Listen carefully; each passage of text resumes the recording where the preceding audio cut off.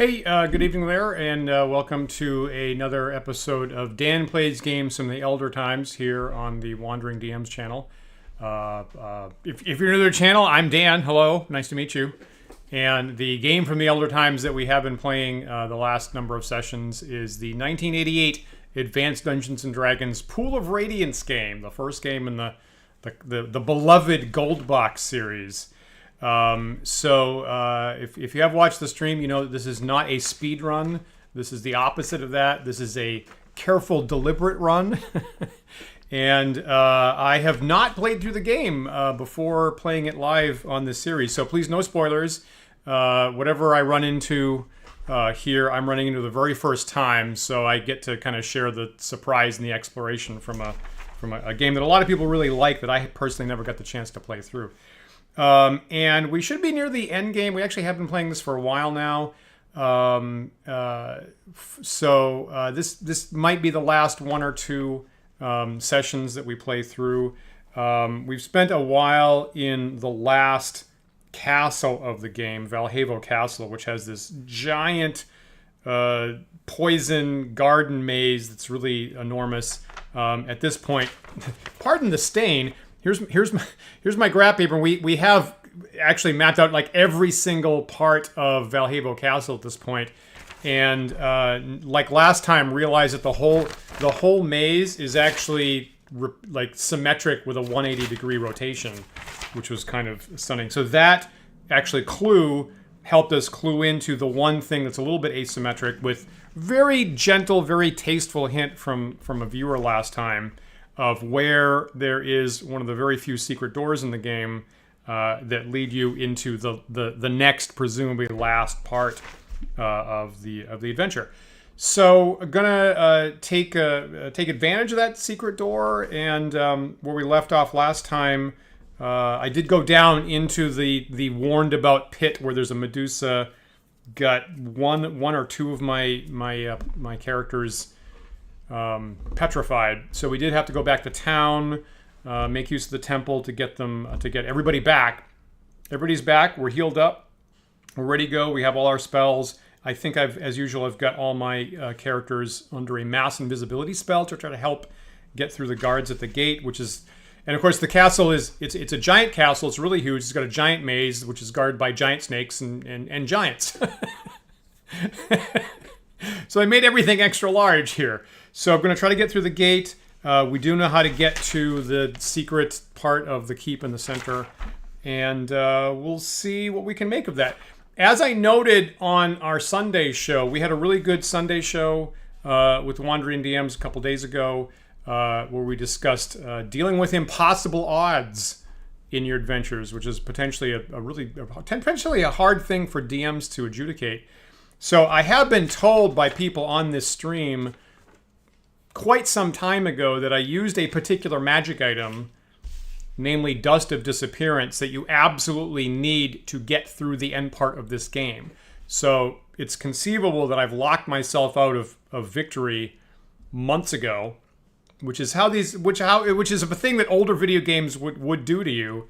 And it might be possible. It might maybe be impossible for me to succeed here. But I'm going to take a crack at it and see how well we do. And if that doesn't work out tonight, we will adjust and come up with a plan B. So let's get started here.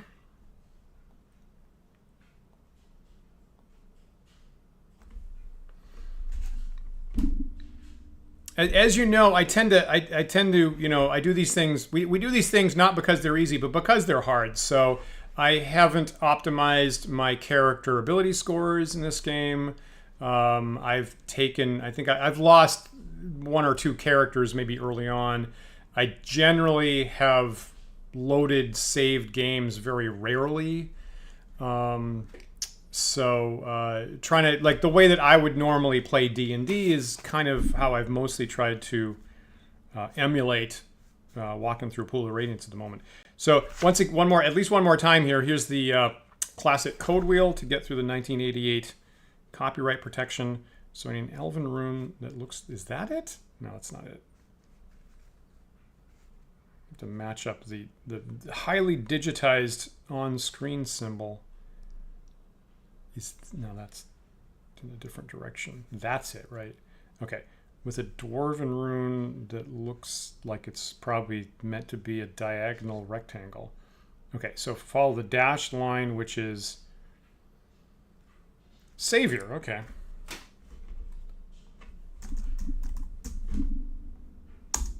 Great. Okay, very good. So load the game here. So where we ended last time, I actually encamped in the last totally safe space, Stojanov Gate, right? Which is actually controlled by Allied forces. And then once you get past that, you're in the Valjevo Castle area where things potentially are dangerous. Generally not too bad until you go through the gate and then an alarm goes off, and then you can potentially be running into infinite numbers of hill giants. Hey, S02. Thanks for joining tonight. Thanks for the words of encouragement. I might need it. Just briefly look at my characters, right? And of course, my team leader Neverwinter. Got all my spells here. So cast mass invisibility previously, and then rested and got fireballs and stuff like that. So I have, in this game, as we all know, Stinking Cloud is great. Fireball is great. Got some magic missiles. Occasionally a charm person is in the mix for because the hill giant squads are led by a human fighter. So I generally try to charm that human fighter to my side in those fights. Bakri, it's good to see you tonight. For a second, I thought that I was muted. Actually, I think my mic's a little hot there. Let me just turn that down a little bit. Okay, so I think everybody's all set. So got obviously full hit points. My two people in the lead, Griffith and Harton, they're my team clerics with pretty good armor. So I've got them up front, which is debatable. If the clerics go down, then you lose your healing, of course. But I think this is the best thing, or they get poisoned. But this is the game plan I'm going with. So here we go. So through Stojanov Gate.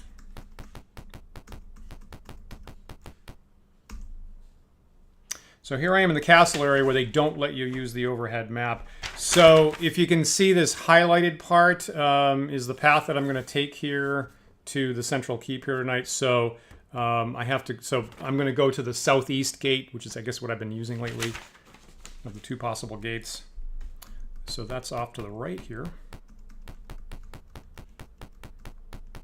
And again, pretty safe up until the alarm starts going off, and then it becomes a complete nail-biter quagmire to get back out. All right, so here is the southeast gate. Going to go through here. Going to get a barrage of hill giant boulders. Again, my AC is pretty good because of the mass invisibility. Probably take some damage here. Occasionally, I've gotten super, super lucky, or maybe like a code bug caused that not to happen, caused the alarm not to go off. And then things were pretty easy, but it's probably unlikely that's going to happen here. So let's deal with that. And of course, I need a knock spell to get through the gate too. Hey, that's some guys who tried to get in like about 8 or 9, 10 times before. So there's the alarm. Here comes the boulder volley. Oof. That was okay. Well, I guess that's what happens. So there's that, and then I have to cast the knock spell that Neverwinter has, and I'm in with the alarm going off. So probably going to run into some hill giant squads and some giant snakes. Now that damage was enough that I should probably I can make use of some cure light wounds right now. Griffith down by 7. Maybe I'll forego that. Okay, so Harton can heal himself.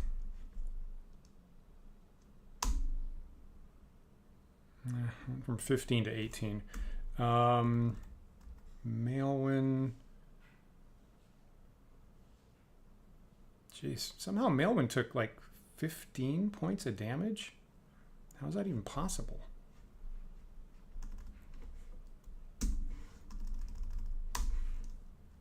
Weird.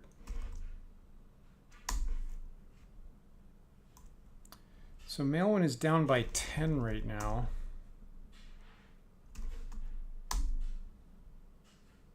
Okay, that's better. And Rollin... Rollin's down by 7. Guess I'm going to maximize that. So, you know, Cure Light Wounds can heal up to 8, so this might be over-optimizing, but I'm going to forego that for now. Let me just check on Malin. I want to make sure that she's not poisoned or some crazy thing. Nope. Okay, all right, so we're in and dealing with the alarm going off. So just kind of looking at my map carefully to my side here. Okay, this is the way you got to go in. And here, fuck. All right, so here's giant snakes, and it doesn't do any good to flee. It doesn't do any good to parley, so I'll combat. I wish that I had some distance to use a fireball, but turning the corner here, they're probably right on top of me. Like so. I guess I do probably want to use a stinking cloud there. Fireball would be bad because I'd catch some of my own people there.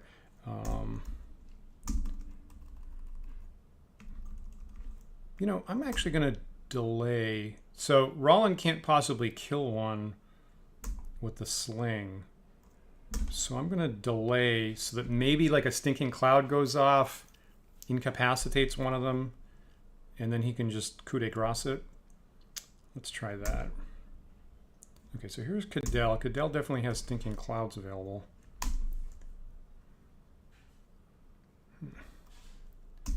So I can't catch all 3 of them. I definitely want this one up front to be incapacitated. I guess I could put it here. There's nothing I can do to prevent this guy from coming in from my side, unfortunately. So I guess I'll just cast it here.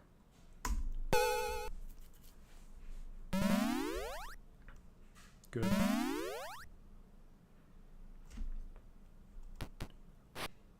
Okay. No. Okay, so Cadell doesn't have the best armor there. I guess I have half a mind to actually use the other stinking cloud to keep Cadell from getting hammered here.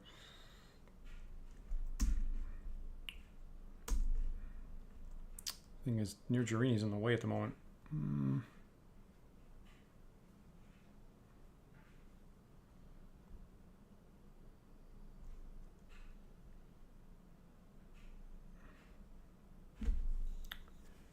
All right. Here's what I'm hoping. I'm hoping to outlast the alarm and encamp and get spells back. So I'm just going to unleash on this. I really don't want one of my characters to go down from poison or something. So I am going to fireball those snakes on the side. Slightly jammed up here. Okay, how about if I move here and attack, and then I'll have space for near Jarini to...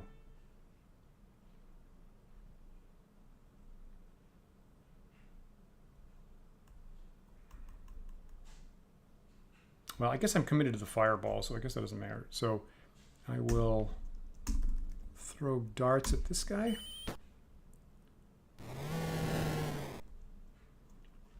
All right, so here comes a fireball. And again, this counts as being indoors, so it has a radius of like 3 from where you throw it. So 1, 2, 3. I need to put it here. 1, 2, 3.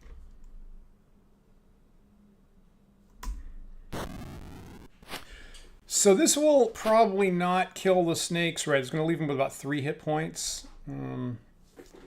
Is what just happened there. Okay, so I can't walk away from the snake because they'll get a free attack. So I'm committed to this. Rollin can pitch in. Hey, Kamikaze Mark. Good to see you tonight. Okay, that's helpful. Okay, so let's try to finish off these guys, hopefully. Good. Oh, great. Double tap.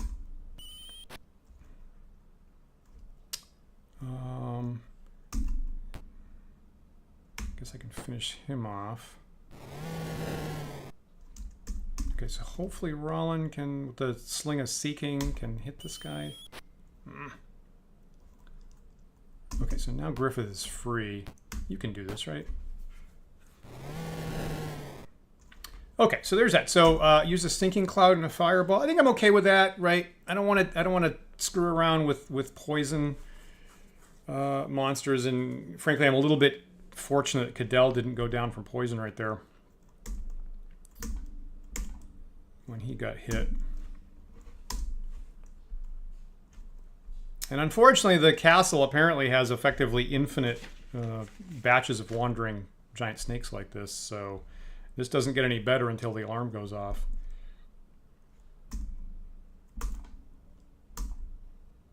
All right, let me encamp, save that as a B game tonight.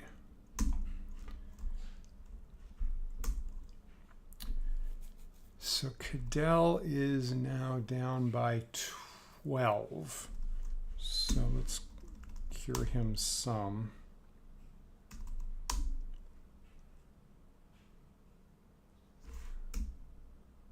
Of course, 1 point. You know, that's a, you know, even there's a tiny little detail with Cure Light Wounds, of course. In if you're familiar with BX, right, the Cure Light Wounds spell does the same that it did in original D&D, which is 1d6 plus 1. And at least that avoids... I cured the wrong person there, didn't I? And at least that avoids the disappointment of a 1 hit point cure spell. With the same average, right? Advanced D&D made that 1d8. Damn it. So I'm still down by 9. Using up like all my cures right off the bat here.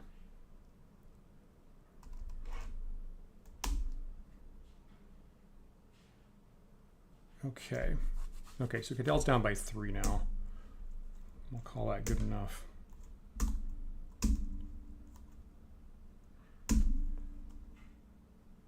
Okay, so continuing on, and every time there's a wandering monster, there's actually a risk that I forget where I am on the map.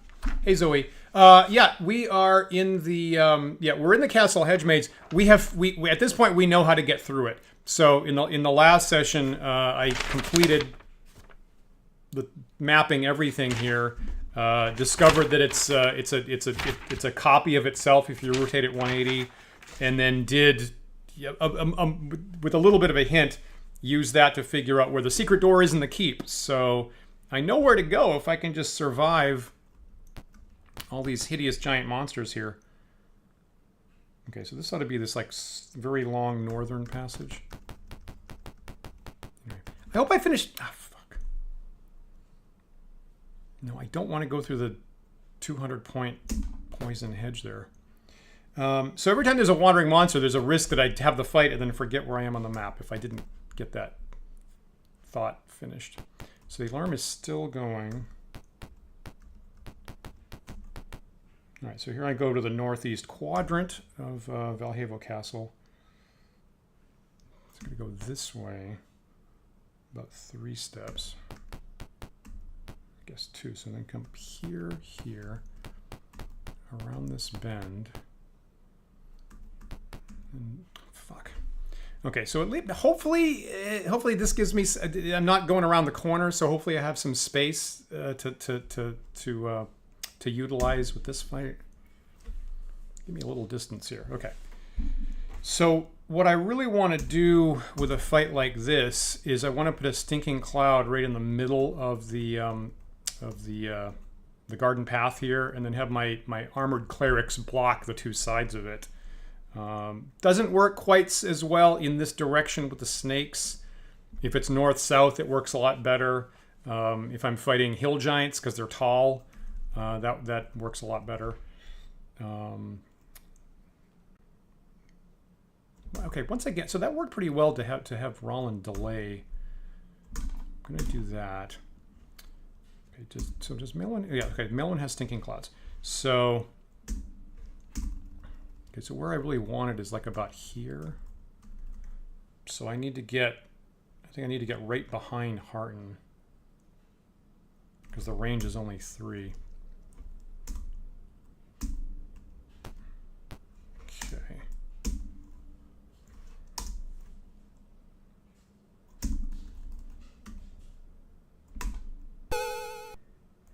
Okay. Okay, so attacking Hearten, pretty heavy armor. Attacking Griffith, that's actually kind of what I want. And then the other 2 are blocked at the moment. So that halved how many poison attacks I'm taking right this second. I guess so. Probably the snake's going to stay right there. I think, right? Let me just move up a bit. Pretty good. And same with Hearten. I just want to make sure he's blocking the way in. Okay, that's pretty good actually. And then the others, I really don't want to get in range, so I will switch to archery. I can do 6, right?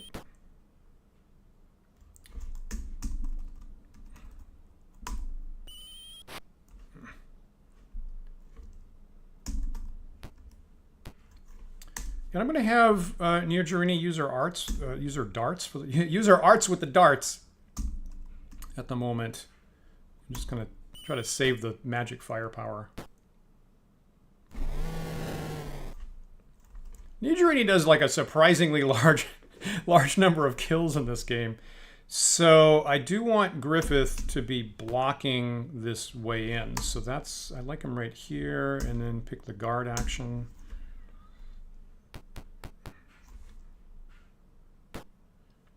Don't, fuck. Yeah, that's the worst. So there's Hearten, you know, my well, that's what I was worried about, right? Is your cleric goes down. I think Hearten's the one that has the slow poison, unfortunately. So Hearten's probably dead, and I'm gonna have to go back to town and get him resurrected, which is kind of poopy.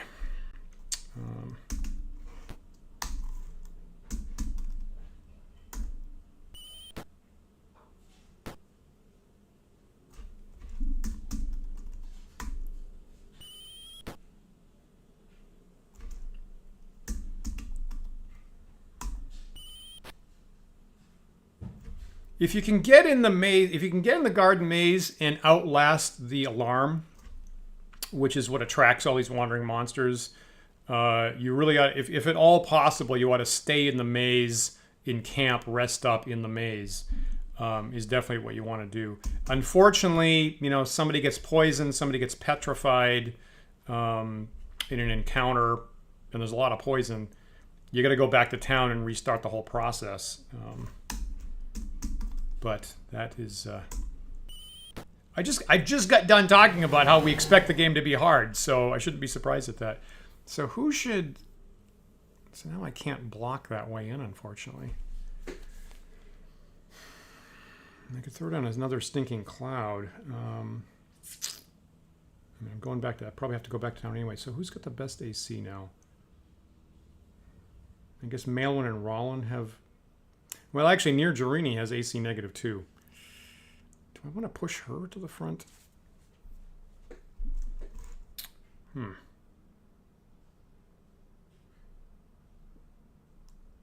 guess I'm going to go with the stats on that one, actually. Like if I get an opportunity, I'm going to push Maelwyn to block that northern bit.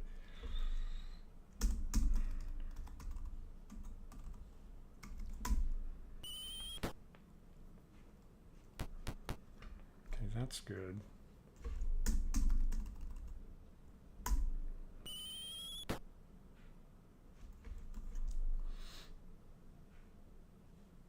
Guess I'm gonna be,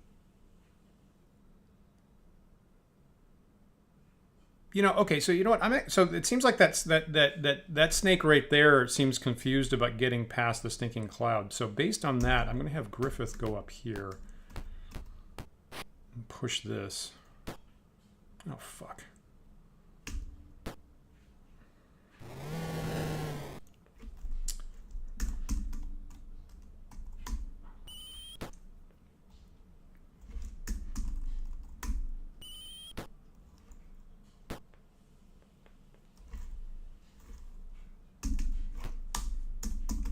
So it's always a debate about, you know, conserving resources versus protecting your party.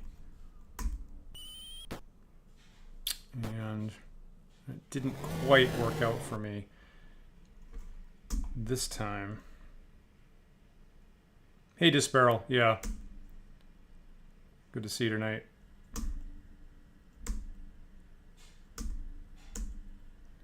Okay, I don't think Griffith had... Oh, Griffith does have a slow poison. Oh, okay. Okay. Then let's use that.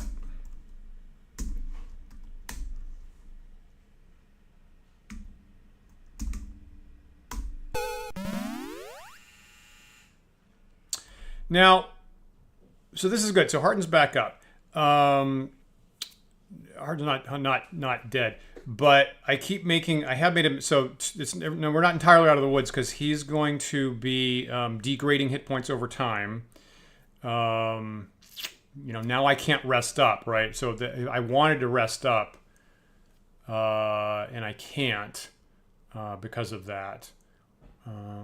So does it even do me any good to push forward at this point?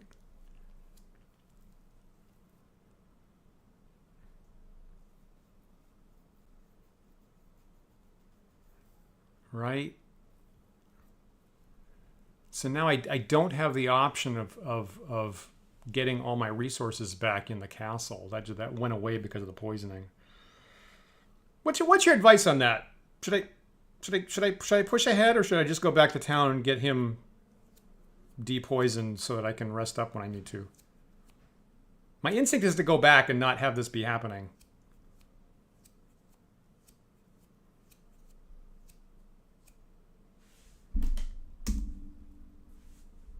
Yeah, that's my instinct too. Thanks for that. Okay. So, and also I'm also down almost all my cures. So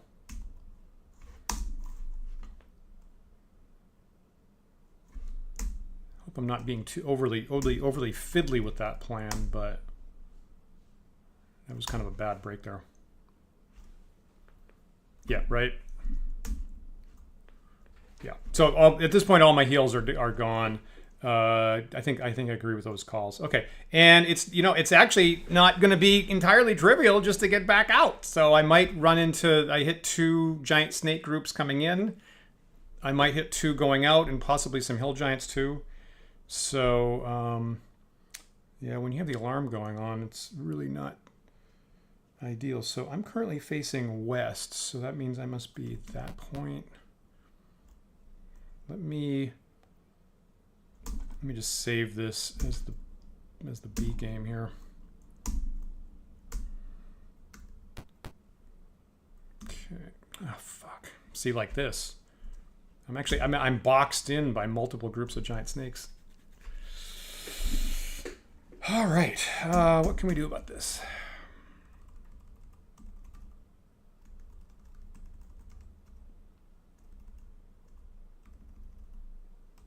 All right, this right here would be a delightful place to put a stinking cloud. I could get this snake here and then box the other ones out from getting here.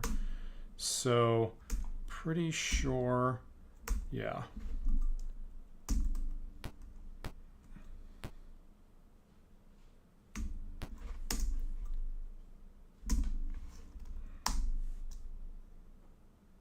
Okay, so here comes Near Jarini's stinking cloud right here.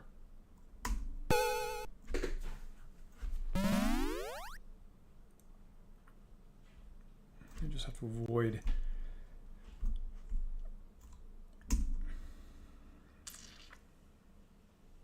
You know, sleep has a 50-50 chance of affecting one of these snakes. Well, it has a 50-50 chance of affecting them, and then they also get a saving throw, which is really cruddy. Seems like about 25% chance to just take it down entirely.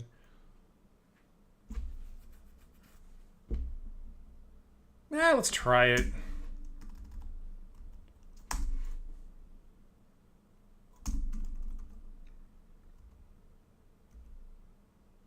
Is this okay? Yeah, it can't affect me because I'm too high level. Yeah, that didn't work. Okay. Jeez, Griffith only has 13 hit points.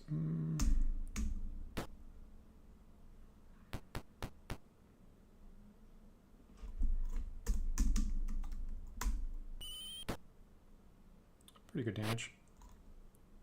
Okay, so there's Griffith's -3 armor class, which is, and Harton's -3 armor class, which is working pretty well at the moment. Good.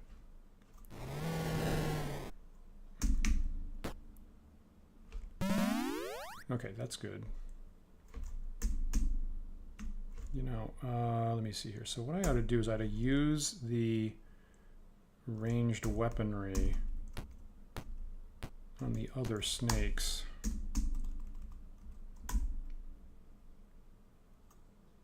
It's not in. Do I not have a line of fire? Is that the deal?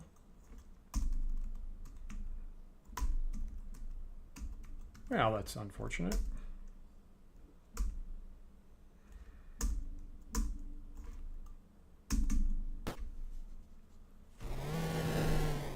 So do I have any capacity to shoot those guys? Weird. Ah, that's it. Thank you, Disparel.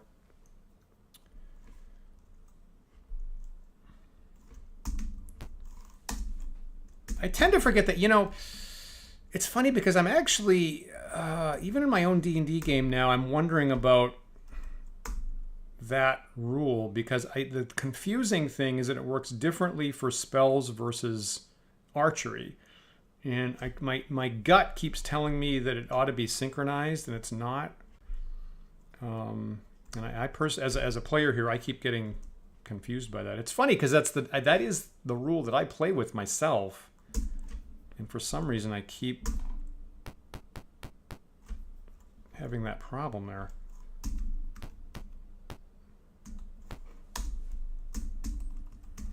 Okay. All right. So this seems eminently doable.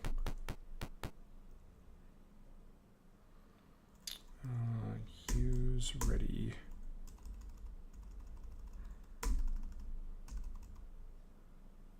There we go. So Griffith, obviously, with the longsword +5 and the gauntlets of ogre power, I very rarely have him using missile weapons anymore, but it seems like a good opportunity.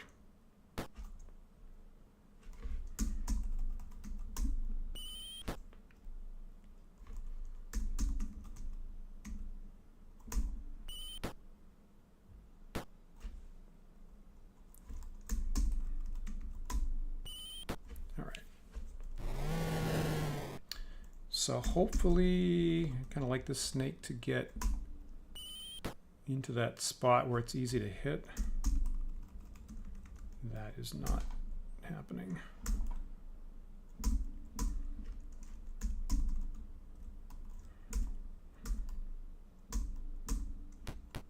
Ah, should have stayed there, buddy.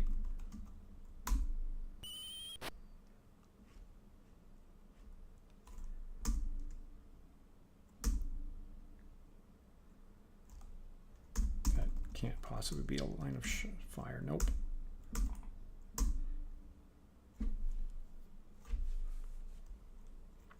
Yeah, I hear that about the exceptional composite bow. I feel I like I say like I just said, Griffith uses range attacks so rarely. I'm not sure it's going to be super profitable. Okay, so I guess I have to do quit here.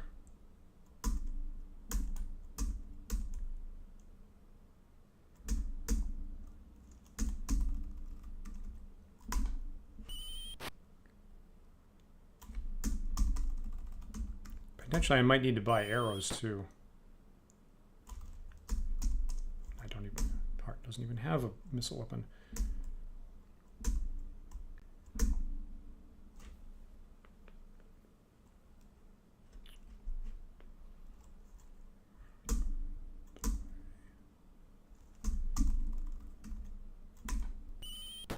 Come on, that should be pretty close now, right? 7 points.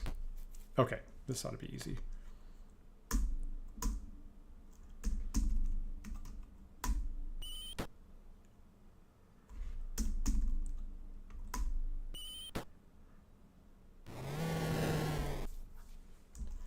All right, so I used one stinking cloud and some arrows.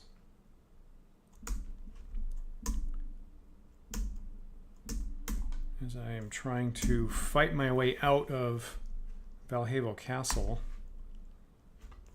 Of course, the snakes never have any treasure.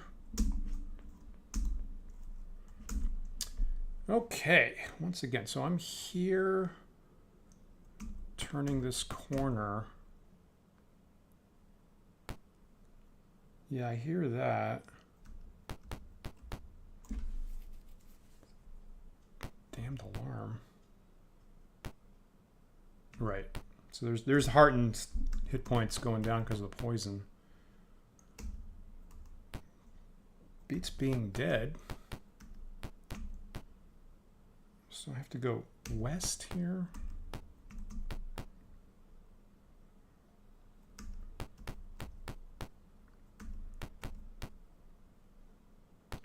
Right, this is the long southern path.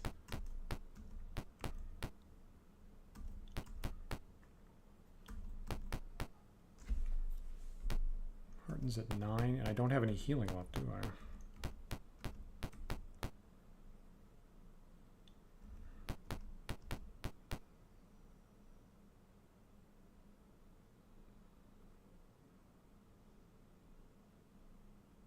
I don't think I can get Hearten back to town, can I? I don't have any healing left.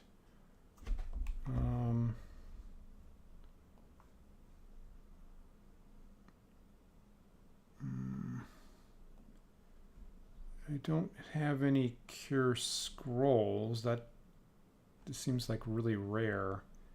Do I have... I'm not even sure...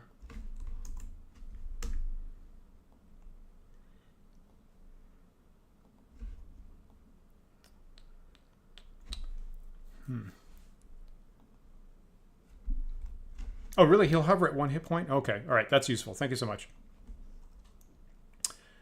Okay. So I need to go... So here's usually where I get jumped by 1 or 2 patrols of giants with the alarms going off.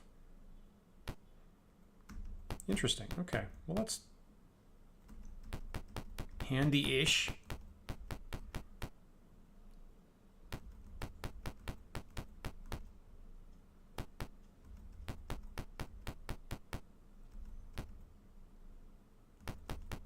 Possible that the alarm's gone off at this point.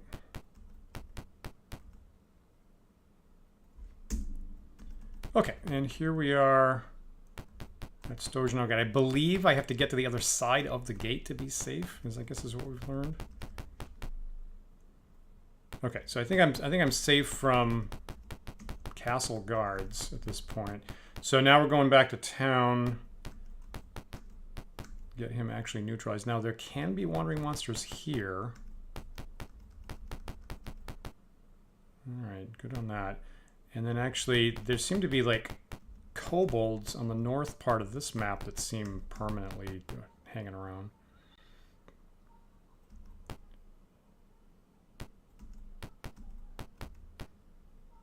Yeah, exactly. That's...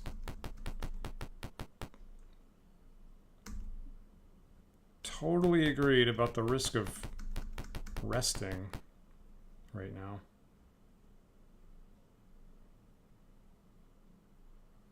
Okay, so get through this stable that I kind of wish wasn't there because it always delays it with this text.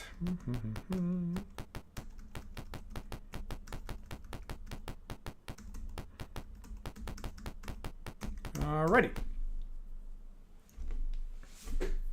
Well, that's true. You know, I did notice. Sorry, I just dropped my map there. Yeah, they have been fleeing. Thanks. I didn't know that was a complete lock on that. Alrighty. So here I am in the Temple of Soon. I do need healing, specifically Hearten. So I guess I might as well just pool my resources, pool the money. Heal Hearten with yield neutralize poison. Great. I think that's it, right? There's nothing else that I need right now. I guess that's all I needed. Again, not slightly, not the greatest thing to have to go back to town for. So exit here. Oh, for Pete's sake, of course. Retrieve my money. Okay, so what I do here is Griffith takes the coins. Oh, I guess I'll take 1,000 of that. And this. Okay, and then near Girini takes all the gems and jewelry is what I do.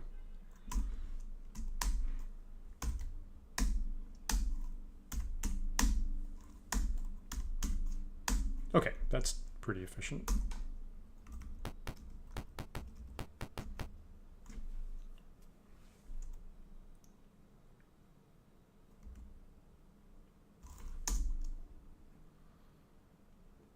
Now, so here I'm in City Hall, and it's weird that it keeps giving me this one proclamation. I think that's a bug, because that's a proclamation that we've dealt with on a quest before.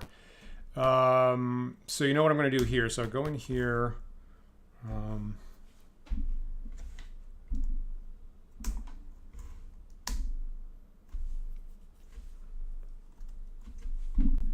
Wow, the bow would be 25,000 gold pieces, so 5 jewelry. Well, I guess I have it, don't I? Oh, you know what? All right, so now I'm curious. I'm curious about that. So maybe some other viewers are as well. So maybe we'll look that out. Look that up for. So thanks for that. Thanks for that suggestion. So near Girini, I want to get rid of a fireball so that I can memorize the invisibility spell. Didn't do a heck of a lot of good last time. And a stinking cloud and a knock. Okay, so I need all my cure spells. 1, 2, 3, 4. And a slow poison. Again, need all my cure spells. 1, 2, 3, 4, 5.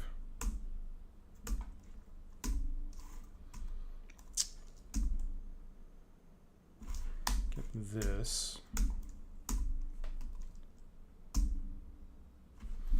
What are you? So I tried to sleep. I used a stinking cloud and a fireball, right? Is that what happened? And that's, I guess I'm good with that. So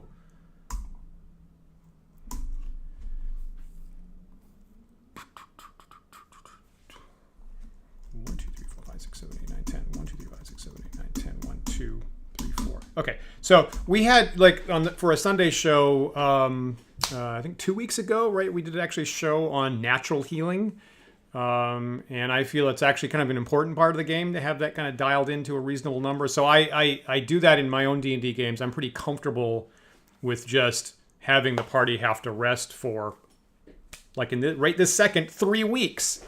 And kind of hand-waving it, but, you know, saying, yeah, some time's gone by, basically a season's gone by to heal up. You're pretty injured from that poison. I don't mind that texture in my D&D games. You know, this game doesn't have any, like, time clock on any particular mission or quest or plot point, which I kind of like, frankly. Yeah, I'm just seeing Despero's point there. Yeah, they never took down the proclamation. Well, I think it was down at one point, and they put it back up. Which seems, you know, City Hall.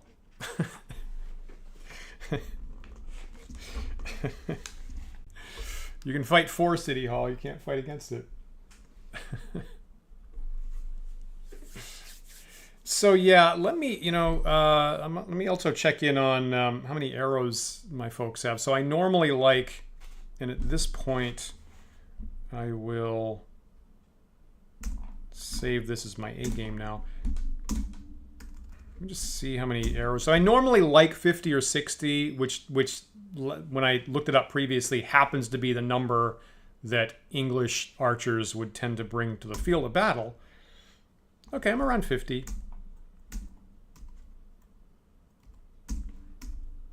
Yeah, okay, 50. That seems okay. So yeah, let's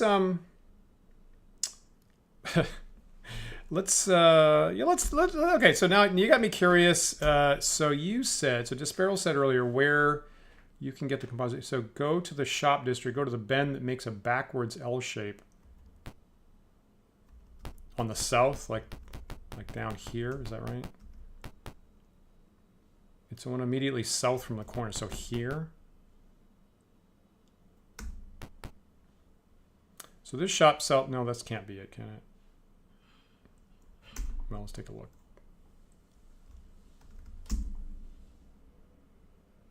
Oh. Oh, well, there it is. Oh, well, that's highly confusing. That's highly confusing, right? It says that it's a silver shop. Interesting. Silver weapons. Okay, so they sell extraordinary weapons, all of which is silver, except for. I don't think I've ever been in this shop. This every single thing here looks new to me. So.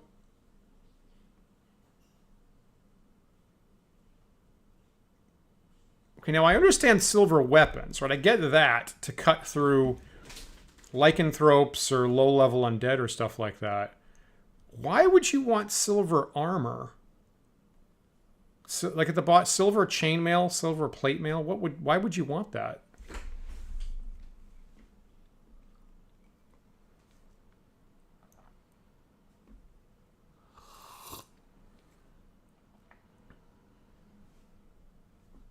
Weird. Anywho, all right. So find composite longbow. Okay, you know what? Let's queue up for this. So I do have to for bling. All right. So let's pool all the money. Let's get 25. If I.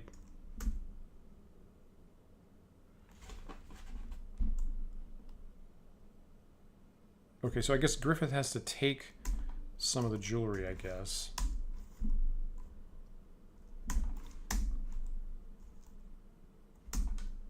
And then appraise it, I guess. Okay, there's 7,800.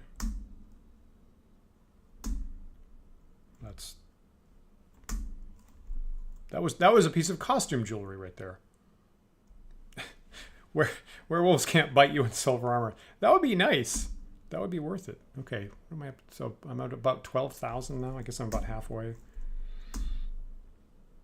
17,000. Yeah, that's fine. 19,000.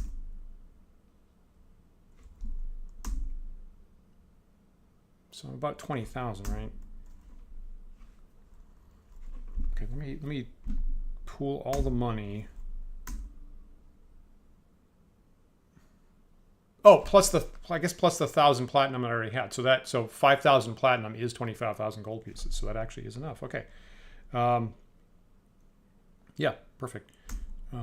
So let's do that thing. Let's buy that. All right. Okay.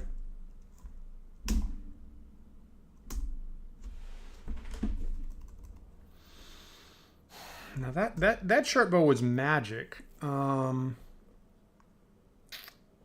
The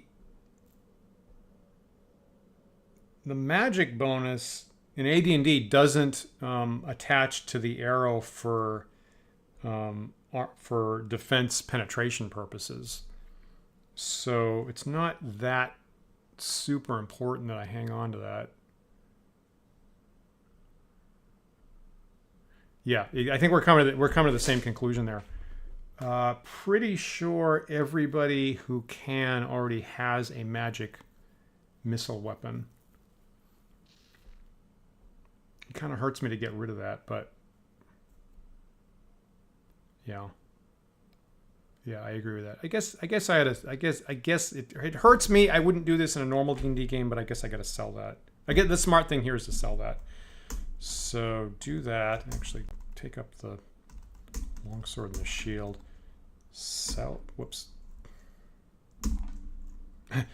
Note to self: the S and the D keys to sell or drop are directly next to each other.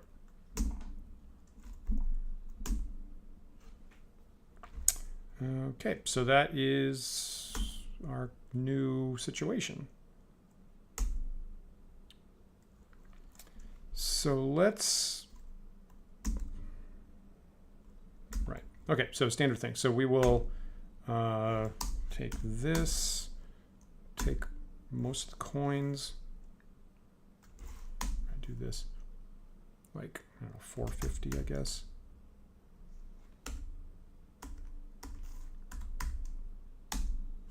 What the? That's what I wanted. Okay. And then have Near Journey take the rest of it. Some pocket cash. Okay, Lord Pseudo, good to see you tonight. Cool, cool. Thanks for the support.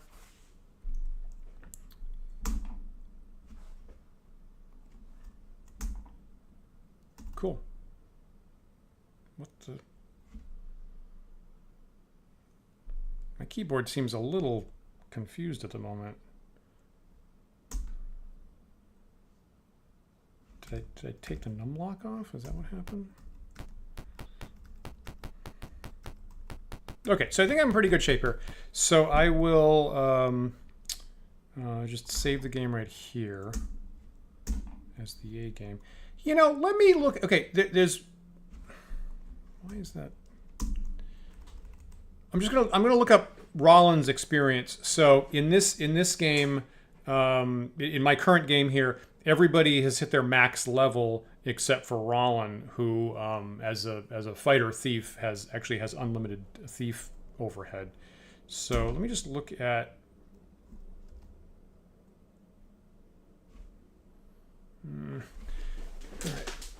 If I hope the stream doesn't crash, because I feel like my keyboard's being a little wonky right this second.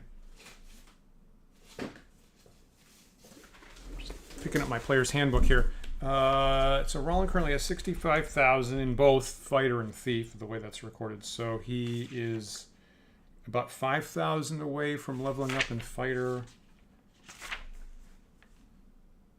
And also thief. Okay, so interestingly, both fighter and thief next level just happen to be 70,000. So he would go up in both at the same time. So he's about 5,000 away there. Alright.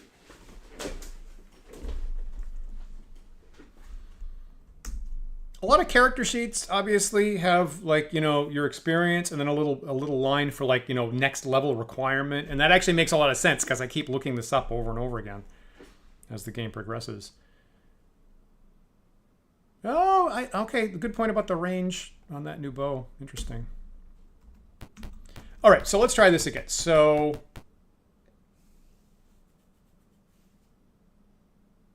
no wait, I need to cast the mass invisibility, don't I?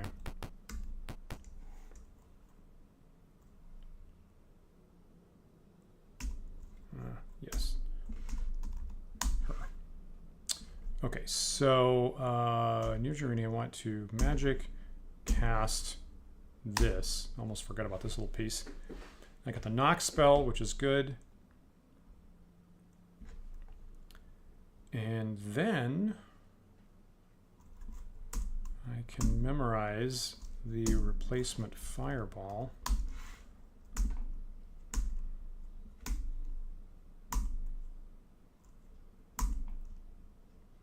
Okay, that's what you wanted.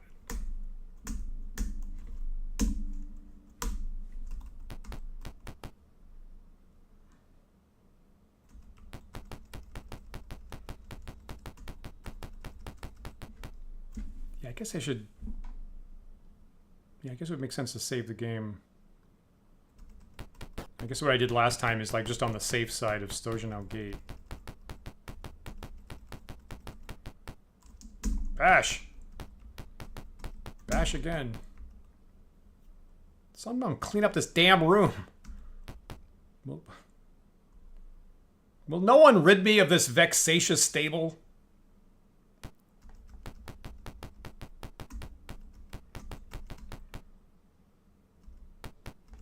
Right, okay, so here's Kudo's well.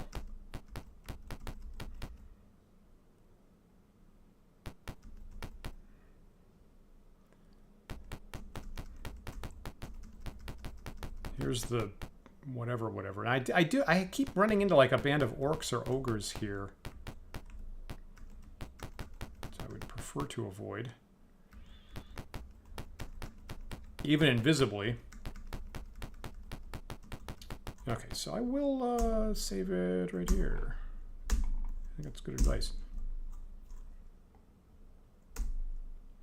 Okay, let's try this again. Once more under the breach. So same game plan. I think it's a solid plan. Of course, it's night now. So same gate. Try to outlast the alarm when I go in. We're kind of hoping for the bug where I don't get hit at all. That would be delightful. Please. Thank you. All right. So here we go. So you'll get the giant going, oh, those guys have come in about 12 times and we're too stupid to change our policies. Hit by the boulders. Alarm goes off. Use the knock spell. Get past that. Probably heal up. Yeah. Hey, that's them guys who tried to bust in and succeeded numerous times. Okay, here come the boulders.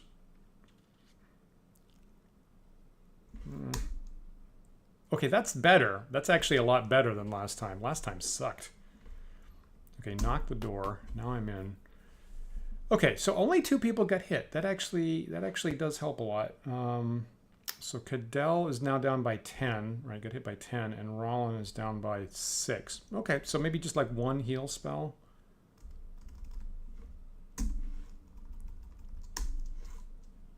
On Cadell, if it's halfway decent. Yeah, okay, all right. Now he's down by 3. Okay, great. That's about as good as I could hope for. So I will save this as the B game. Okay, here we go again. So trying trying to get in here, hoping for a relatively small number of giant snakes responding to this alarm.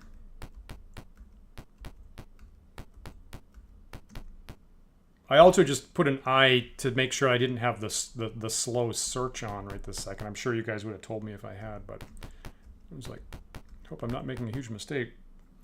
Okay, long northern passage.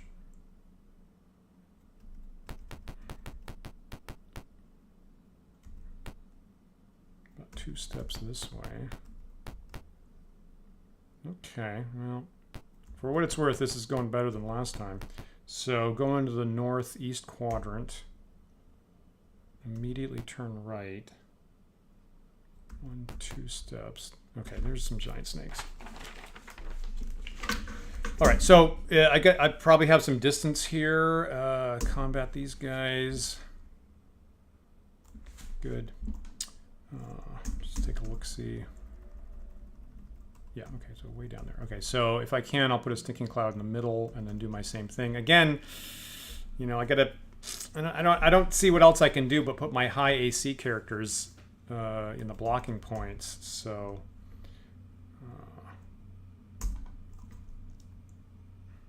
I will want Hearten to be here. He'll hit guard.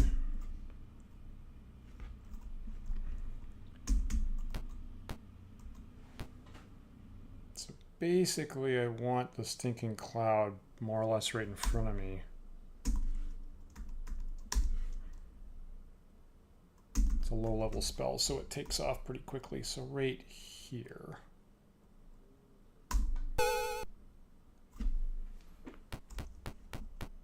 Okay, so this guy's going to hit. Okay, so he didn't get to hit Hearten actually.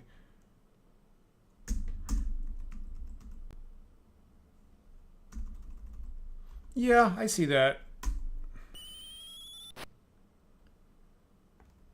Okay, so here comes Griffith. All right, you know what? Why not test out the new composite bow? Let's see how that works. Now, I am sacrificing 3 points of armor to put it down, but where is it? Here it is.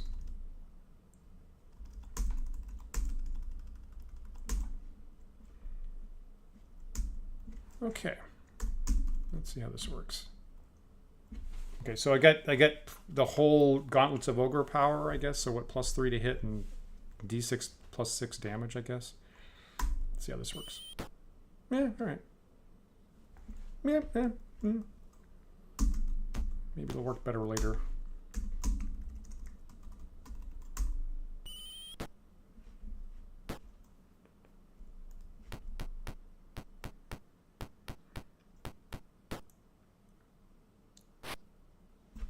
Okay, so missed. Okay, that time he missed Hearten, which is good.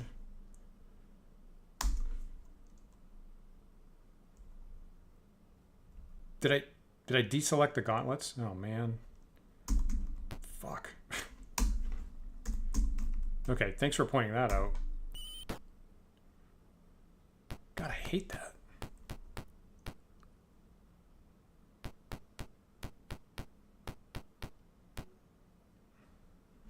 Okay. Crazy. Okay, thank you so much.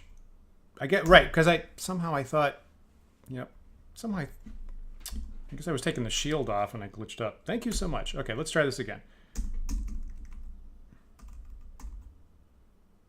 Yeah, you might take this guy down, actually.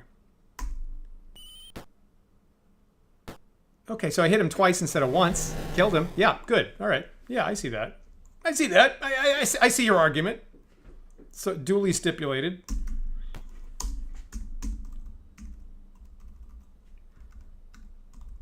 How about this guy?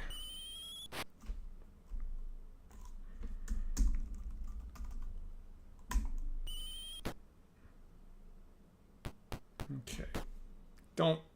Okay. Once again, I'm trying to conserve my magic here. I might be making a big mistake. Oh,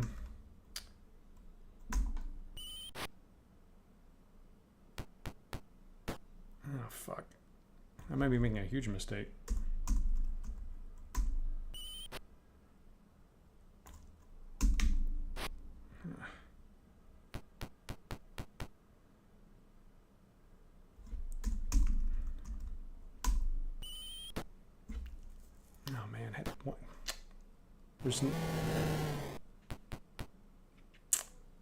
I might have made a huge mistake.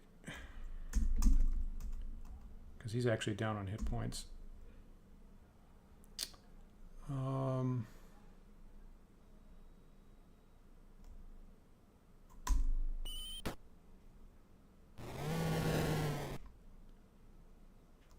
Can I probably can't also bandage, can I?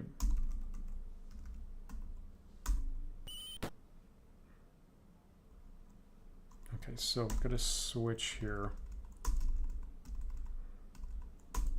to this and the shield.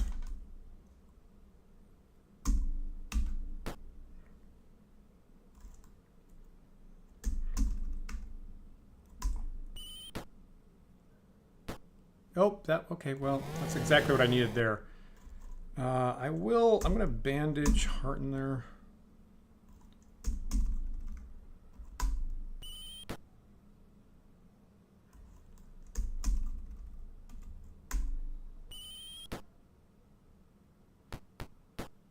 Come on.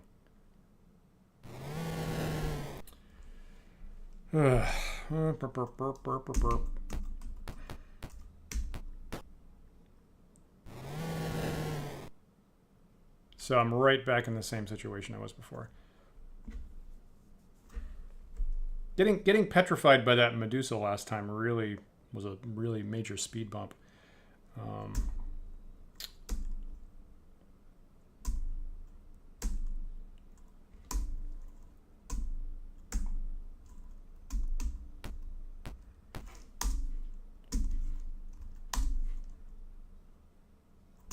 Okay, so here I am casting slow poison on Maelwyn this time. Done. Quit. Guess that's I can do cure light wounds outside of battle. Okay.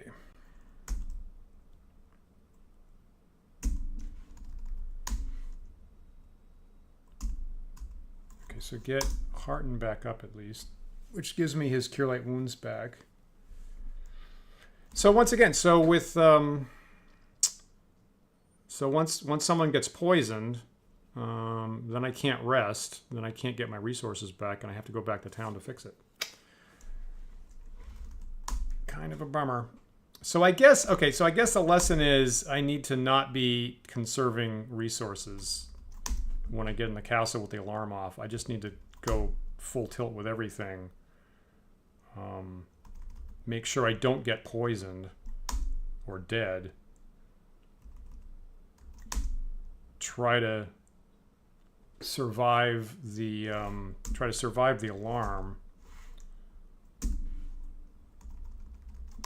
And then get everything back later. I guess that's the plan.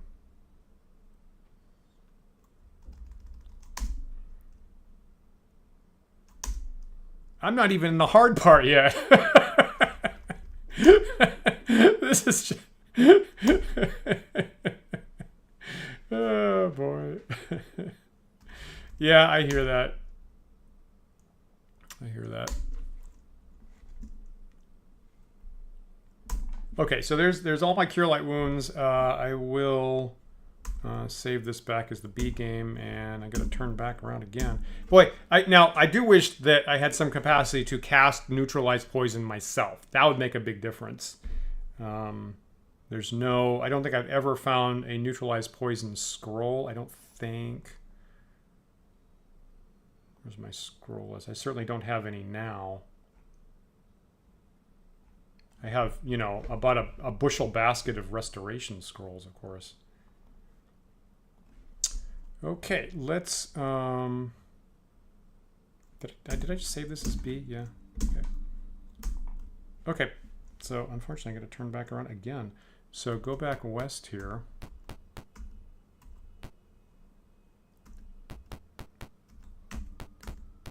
That foray was looking promising to begin with.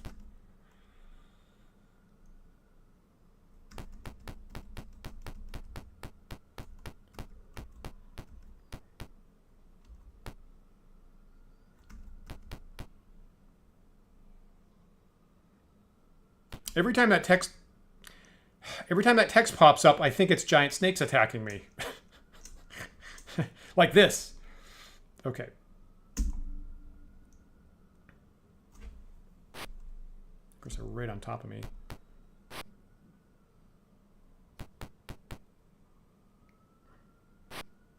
Okay, Harden just took 3 attacks from these guys. So once again, it works pretty well to have Roland delay. And then Maelwyn can do a bunch of stuff.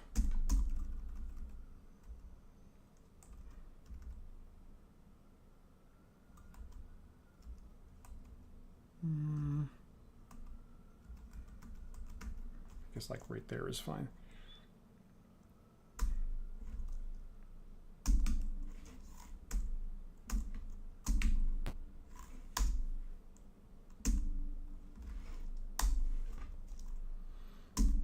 Yeah, I see the fireball. I'm gonna do this first. Because again, I gotta, you know, one fireball doesn't actually take him down.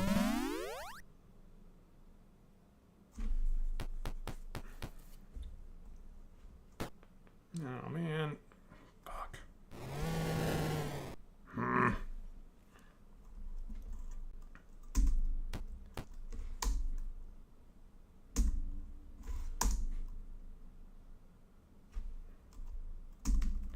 Here is your fireball, sir. Okay, so 1, 2, 3 here.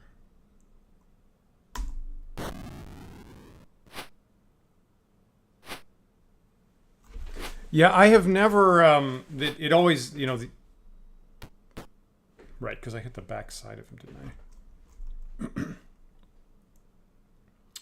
I? Anyway, the average from the fireballs is 21 max, and the hit points is 25. Maybe you're talking about something else. So 4, 4, 4. None of them are coughing yet. None of them are choking yet. Target this.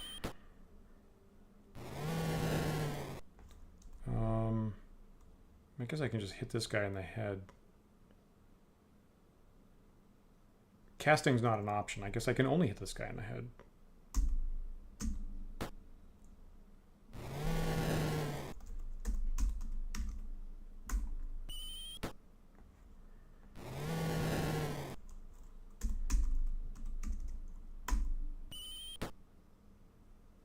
There we go.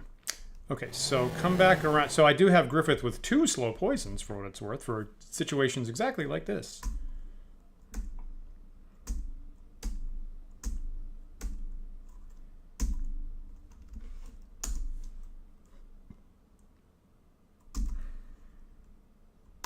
Although I don't have any cure spells to get Hearten's hit points up. Yeah. I guess it gives him 1 like that. Okay, so he's got 1. 1 shall be the number. Let me just save this in case it gets even worse. So this is now the C game. So I'm really near the exit, right? I think. Heading east, right? Just don't jump on me right now. Right, that's Mailman going down. Okay, so don't jump on me with giants, please.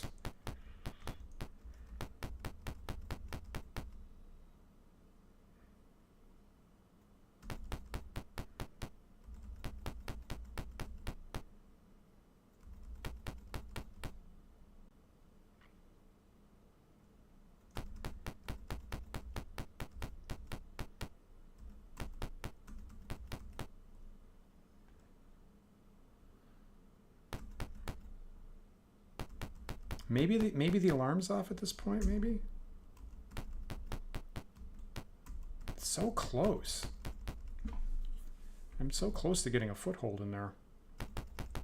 I feel it's like climbing a mountain. It's like I need to like establish base camp before I can try to hit the peak of it.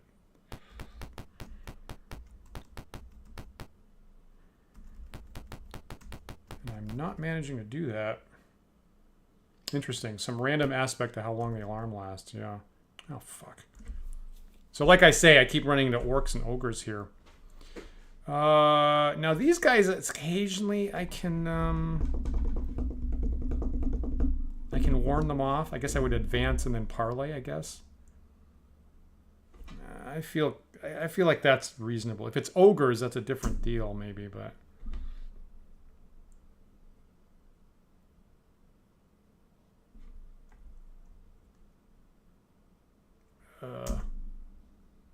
So I hit advance twice there. I will parlay. I will be abusive. Get the hell out of my way. We'll lay you off this time. The monsters scuttle away. Okay, good.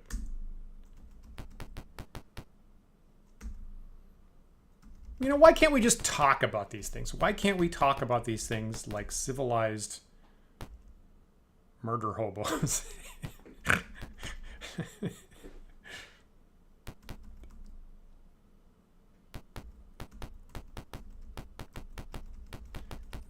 Let's just have a little chat here.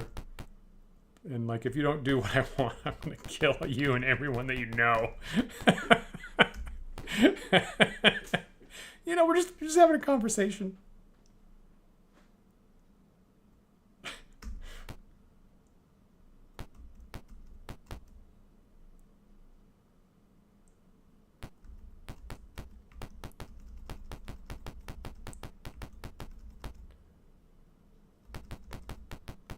I have to neutralize 2 of these guys, right? That's good.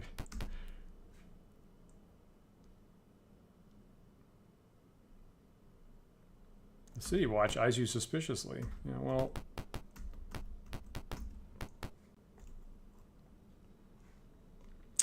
Alright. Yes, that requires some friggin' healing. So let's pool the money like I normally do. Let's heal. Let's neutralize Hearten. Good. Let's neutralize Mailwin.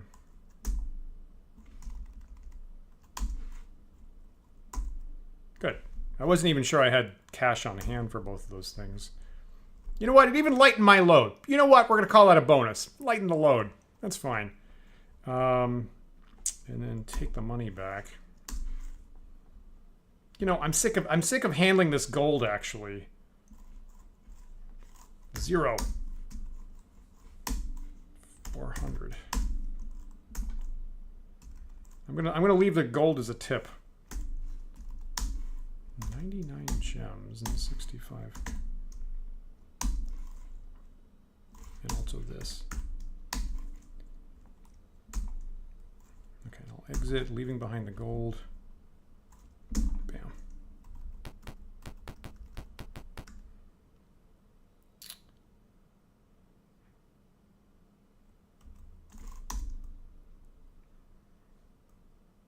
I've actually spent a little bit of time trying to figure out how to get through, how to navigate the areas quickly without running into the repetitive text messages, but you can't. There's no lock in how to do it. Let me just look at arrow situation. Well, it's near journey. She's got 28 darts. 44. I guess that's okay.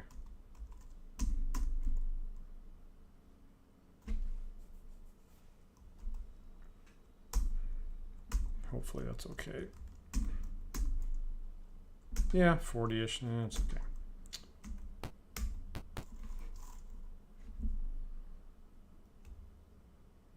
I do want to stay. All right, so here we are again. So near Jarini needs to, let me see if I can do this more efficiently this time. The invisibility 10-foot radius. I'm just going to get that. Rest just for that. Got it. Okay, cast said spell.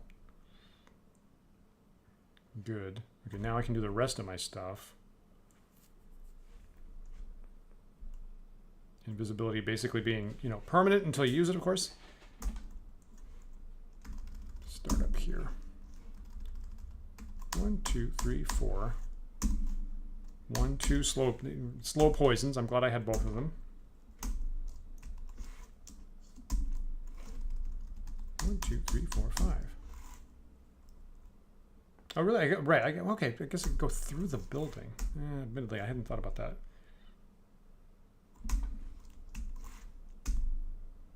Okay. Didn't use anything with Cadell. Just that one stinking cloud.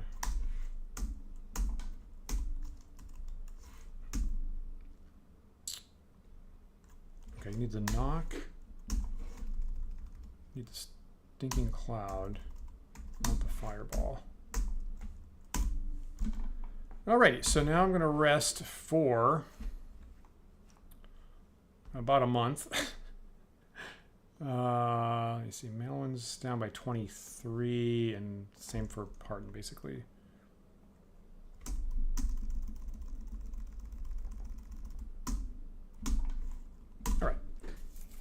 All right, let's try this again. So now the plan is get in, alarm goes off, and when I get jumped by snakes, just unleash with everything in an attempt to not get anybody poisoned. As long as I can avoid anything this side of someone being poisoned or dead, outlast the alarm, then I can rest up and recover resources. So that's the plan.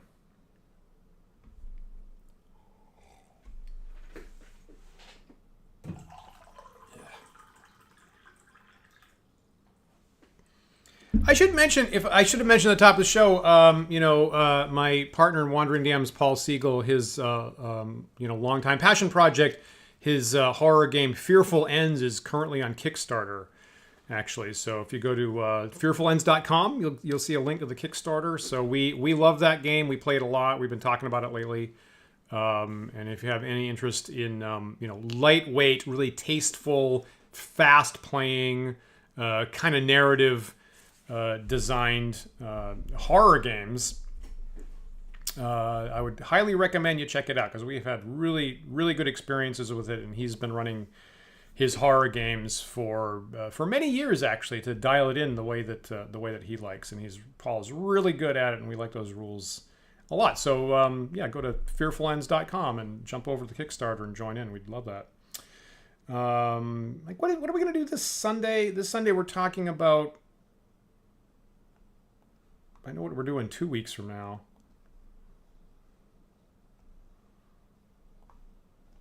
Okay, I'm currently reminding myself with what we're doing this Sunday on Wandering DMs. We're talking about safety tools, actually. So we talked a little bit about that. We when we had our last Sunday show, the after chat on Discord kind of went in that direction about, you know, with these hard subjects of, you know, characters being in a situation they can't possibly survive, and how the DM handles that. It very quickly turned into safety tools, or what kinds of consent do you need in advance. And I'll confess, I'm not the world's biggest expert on that kind of stuff, but it's a major part of the structure that Paul wanted to be very careful about, and he has gotten experts to chime in on fearful ends. So that is what we're going to be talking about on Sunday. And it's something that I kind of myself need people to tell me how they handle it, because I'm curious. So all that and more this Sunday on Wandering DMs. Okay, so my party is rested up after the Fortnite Plus, and I can save. This is the A game. Pretty comfortable with that. Let's try this again. Okay, so back into Valjevo Castle, and this time with murderous intent, because nothing else seems to be working tonight.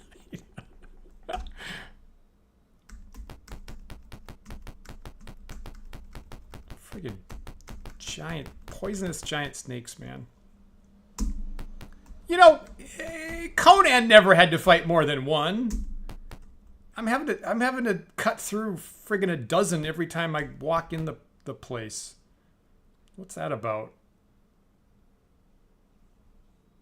Yes, Backways, thank you so much. So Backways just put the link directly to the Fearful Ends Kickstarter in our chat right now. So feel free to click on that as I retrace my steps back to Valjevo Castle again. Why don't you just jump over there and check it out? It looks so nice.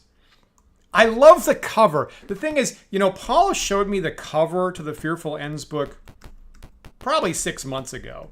It was one of the first things I developed for the finalized product, and I love it to death. And every time I see it, I still love it. Oh, for Pete's sake. Okay, so same plan here. Parlay with these orcs. Seriously. Okay, now this time everybody's healed up, and I have all my spells, and you really ought to get out of the way. I just said I was coming in with murderous intent. Don't get in my way right now.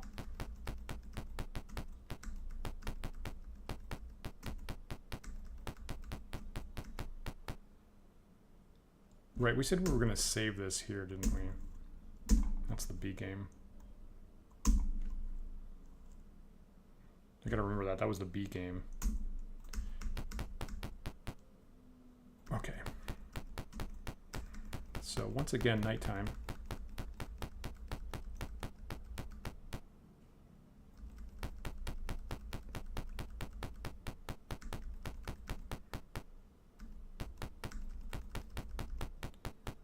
All right. Now, last time it looked good to begin with. I only had 2 people hit by the giant boulders. So, let's try this again. Hey, there's some guys who tried to bust in. I mean, you know, we ought to be friends at this. Wait. Yes, there's the alarm. Then the boulders. Come on. Get 2 of me. I'll accept 2. Well, it's kind of low. Okay, there's 2 and low damage. All right. That's as good as I'm going to get there. So I'll encamp, and this is going to be the C game currently. I don't even have to heal up. All right. Remember, if the snakes show up, blast them to hell.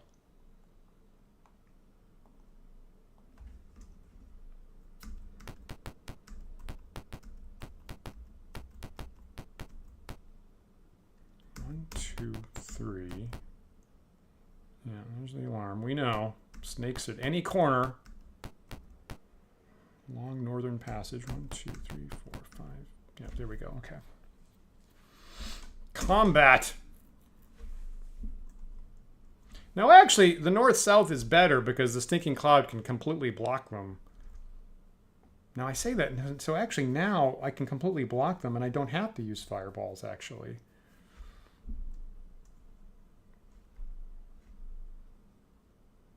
Right? Can I? Okay, can I?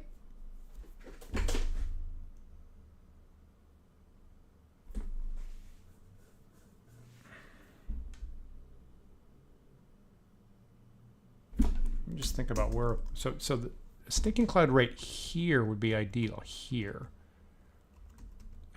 That's 1, 2. I think that counts as 5 spaces away. So if Maelwyn stands here-ish, she could cast here. I guess if she stands here, she'd be safe, and she could cast a stinking cloud here. I think that makes sense. Let's do that.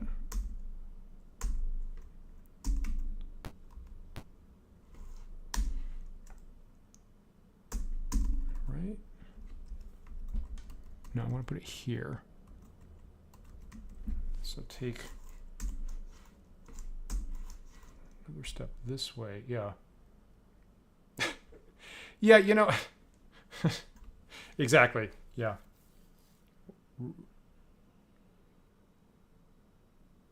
I'm just to be safe. I'm gonna move one more space this way.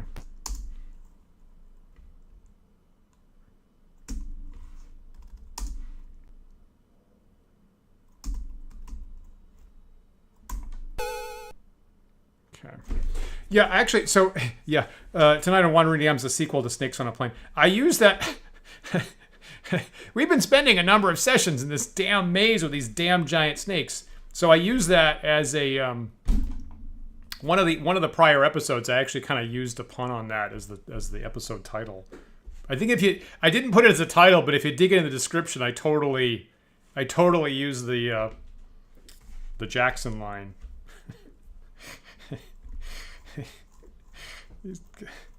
All right, so here's near Jerini, right? Now saving fireballs just because the passageway just happens to be right. Just delay here. Of course, now I have to use a bunch of arrows.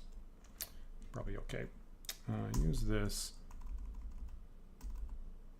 Put that down. Put that down. Pick up the arrows. Pick up the fine composite longbow. And start shooting.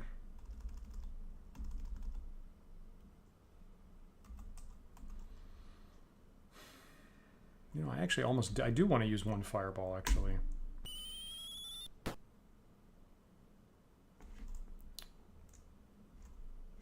Okay, so what I don't want to do is get in that diagonal space where a snake could sneak up and actually bite. So I'll just hang out here.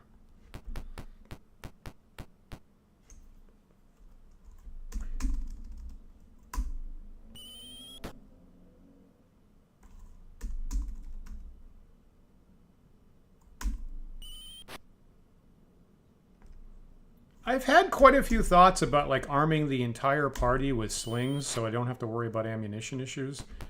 But of course the fact that the bows get 2 shots per round makes a huge difference.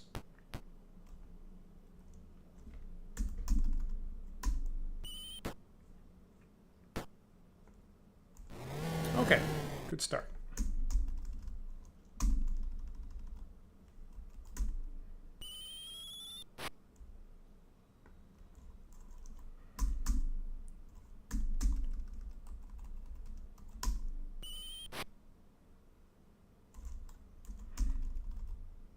I would like to see Griffith get like a 12-point arrow shot at some point. Like that one. And that almost that one too. Thank you. Thank you, Pool of Radiance. You finally did something I wanted. Yeah, I'll just leave him here.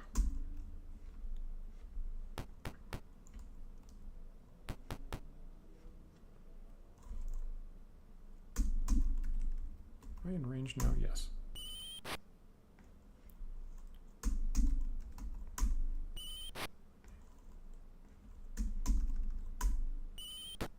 Good.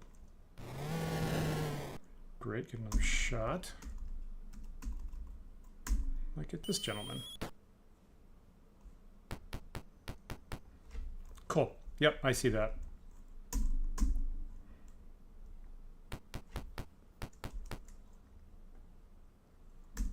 Yeah, I was doubting whether I was going to be doing a lot of shooting, but here I am in a all archery situation.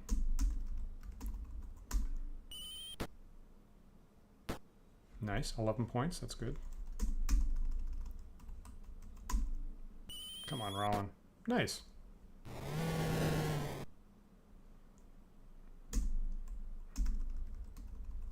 I considered moving Rollin a couple steps forward, but the Sling of Seeking, I'm pretty sure, just wipes out all range penalties anyway, so I don't think that makes any difference. Is that it? Nope, not close. 2 points left.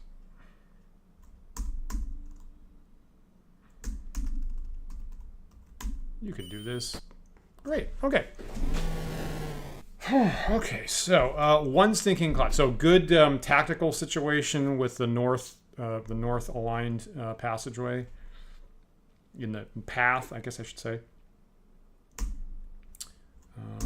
So one Stinking Cloud, no hit points of damage. We like that.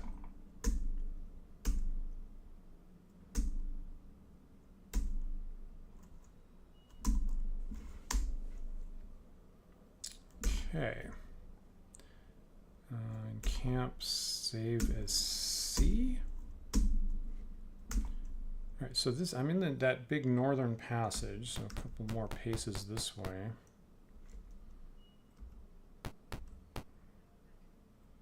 1, 2.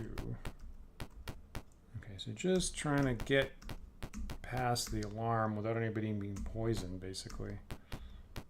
Pretty much anything else I can recover from. Okay. So here I am in an eastward passageway, so I don't have it quite as nice. Okay. Just take a look-see. Yeah, that's a crappy situation.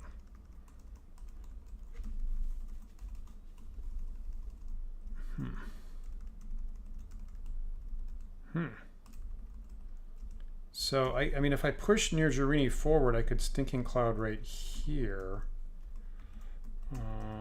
But that would kind of put her at risk of these snakes. Let me see. I put a fireball here. 1, 2, 3. I guess it would. 1, 2, 3. 1, 2, 3. So here? I don't think I can catch all these guys in a fireball right now, can I? 1, 2, 3. 1, 2, 3. Jeez, it's really close. I guess I'm gonna. Okay, so I'm gonna risk the Stinking Cloud, I guess. Boy, this. I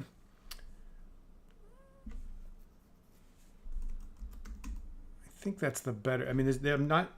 Yeah, right. Okay, thank you for confirming that. 1, 2, 3. So I guess if I'm stand here, I can cast Stinking Cloud where I want. 1, 2, 3, right there. Okay, so I'm going to do that. Divide and conquer is my current plan here. Right there. Okay.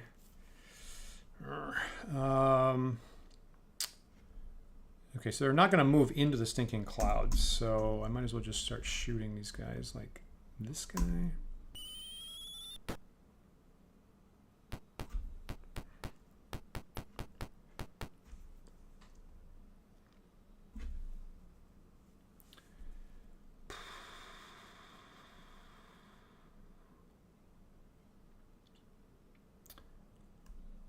I'm gonna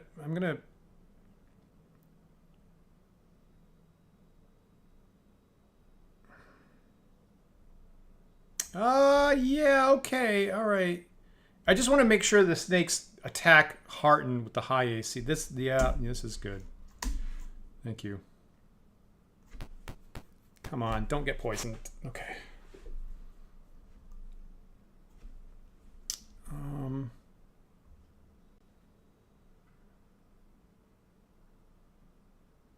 What's better, a longsword here or a bow? I mean, the bow shoots twice. Is that now better than his longsword? It's a longsword plus 5.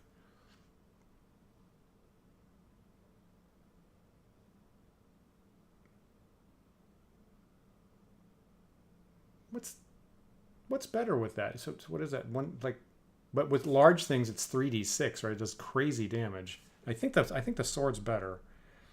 Let me switch the sword. And yes, I know that I could leave the arrows equipped. I'm OCD, but not wanting to see that there. I think this is good.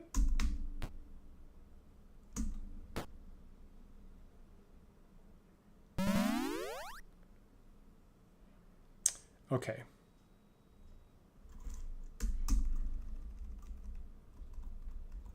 One, two, three. Here. If I plant a fireball right here, do I catch 3 of them? I think. 1, 2, 3. Maybe not. 2, 3 here. I think I would not hit this guy, would I? But if I plant it here, I'll catch 2 of them. Okay, Backways, thanks for checking in. Yeah, I think I would miss this guy's head. So if I put one in the middle right here, I would get him. Right there, I think would be good. Yeah, right. Okay, so that's what I'm going to do here. So have some fire.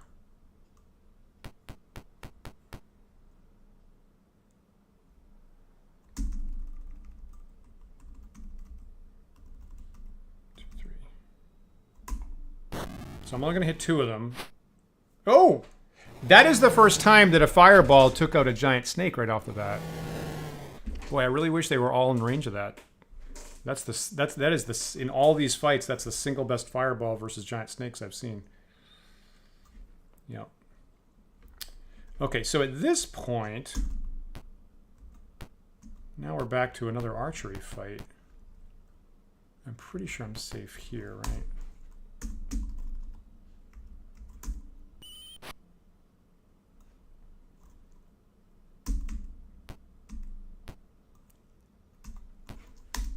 Being real careful.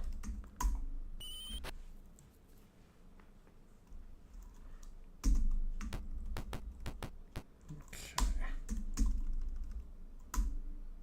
I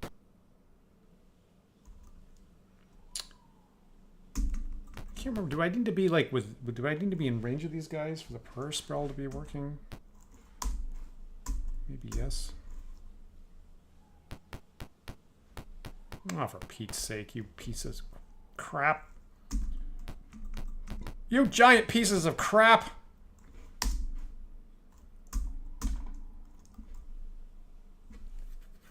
All right, so switch over to the other thing.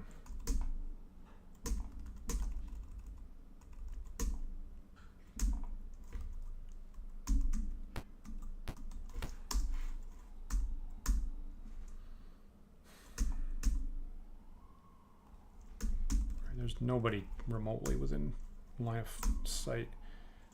Okay, so just quit here, delay done, quit.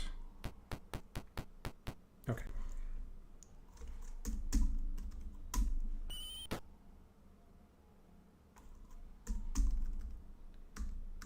Yeah, that's what I was doing, and it came.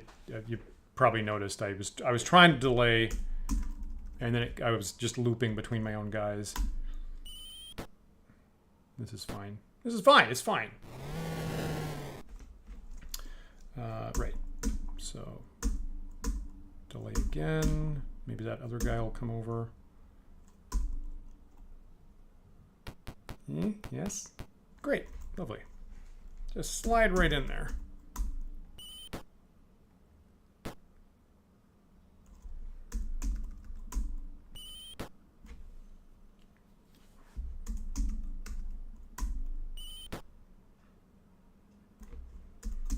Okay, I think that the round just cycled because New Journey is going twice here. Okay. Good. That was Griffith, right? I'm just going to switch back to the shield in case I get jumped by stuff. Shield and the sword. AKA sword and board. So once again, I didn't take any... Did I get hit? Did Harton get hit, I think? Or did they miss him entirely? No, I don't know. I think I missed him entirely, right? Yeah. Yeah, he's down by 5, but he's been down by 5 for the whole time.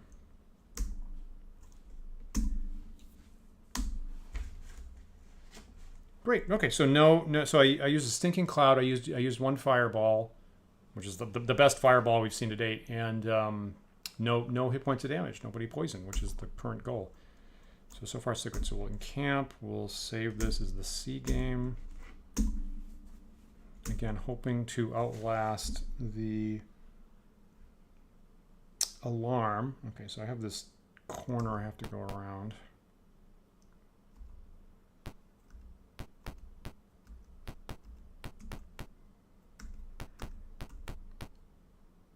Okay, so pretty long western path here, and I'm just going to take me through an archway.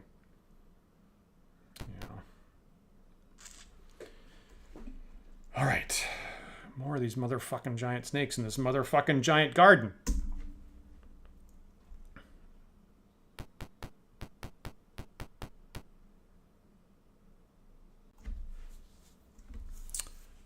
Alrighty.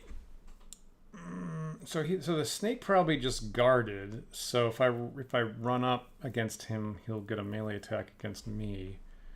Do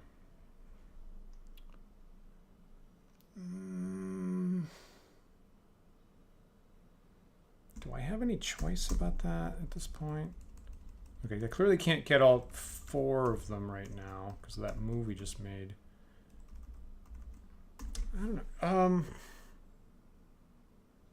Okay, so the dilemma here is, do I put down the shield and shoot this guy, or do I run up, take an attack of opportunity, and hit him with a sword?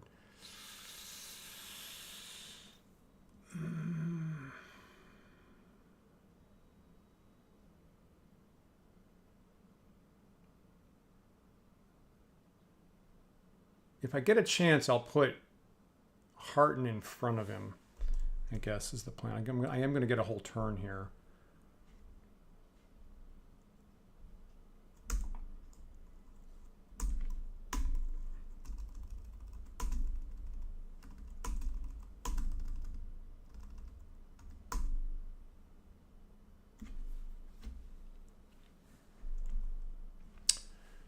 Well, that's interesting.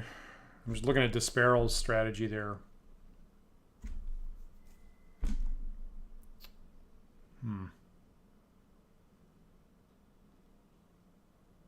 I hate letting him get close to me. Does that make sense? Okay, that's helpful.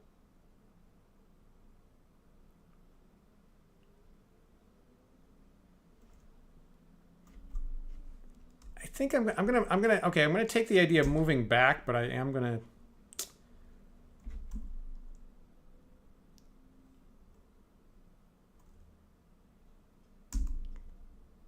Okay, I'm gonna move here and shoot is what I'm gonna do.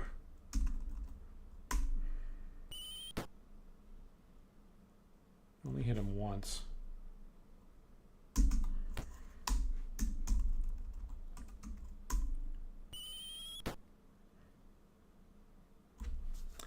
Okay, so the plan here is have Hearten work as a blocker right there and guard, so I get an attack if they come in. Okay, so now I'm gonna be casting Fireball sooner rather than later. Yeah, I mean, you know, I could get super great damage. I mean, pretty unlikely with this Fireball here.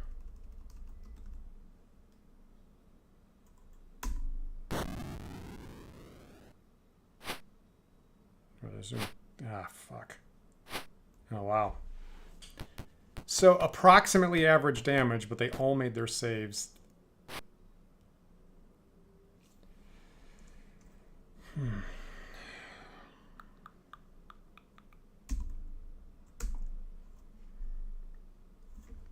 So I think I'm about to cast Sinking Cloud again is what I'm going to do.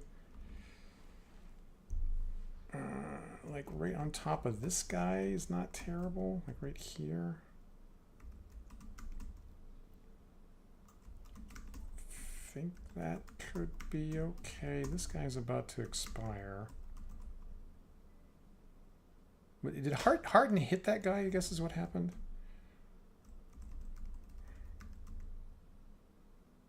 Yeah.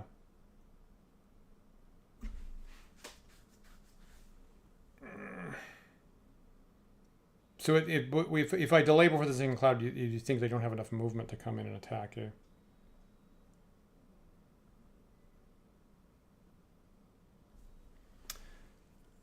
I'm going to go with the strategy. If in doubt, stick with the plan. Is in the Danifestos. So I think I'm going to plant the stinking cloud here to kind of block their entry. I think. So I need Maelwyn to be here. You might be right. I'm gonna go with my standard strategy.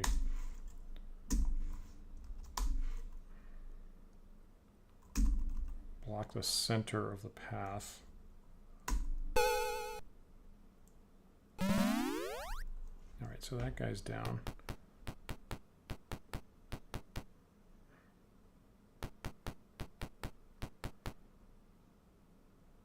The thing is, the first one, I guess you're right, but the first one moved just far enough to attack Harton. Well, I guess the very first one, I guess, is what you're talking about. And now, okay, now they're all stacked up. So this seems like a job for fire.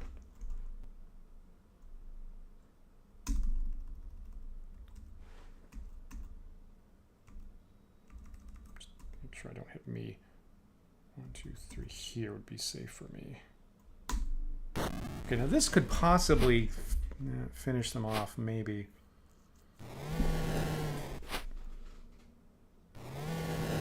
If this guy fails, those guys made their saves twice. Okay, so I feel like I really ought to be able to finish them off with other means now.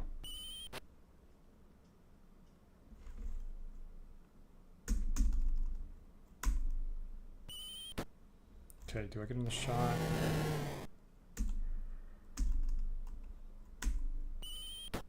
Okay, all right. Okay, so I did use 2 fireballs. I used a stinking cloud, but again,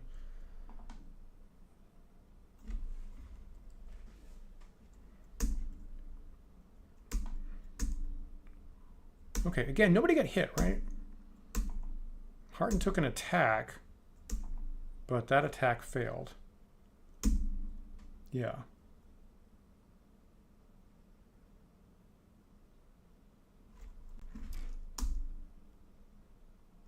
Okay, all right, you know, that's the plan. So this plan is working better. Everyone's working better. Let me see. So Griffith, again, switch back to the shield.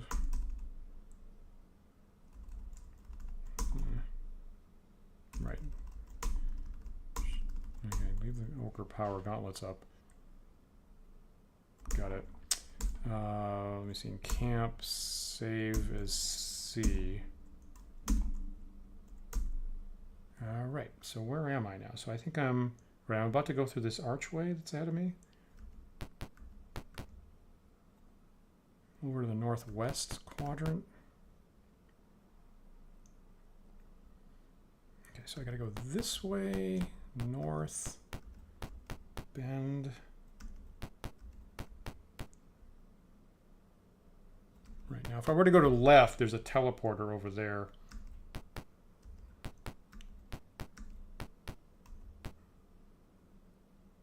Okay, so here I am at the keep. Here I am at the central keep, which is where I'm trying to get to. So I'm currently down, what, like two or three stinking clouds and about 3 fireballs, which is not the situation I want to be in going to the end game.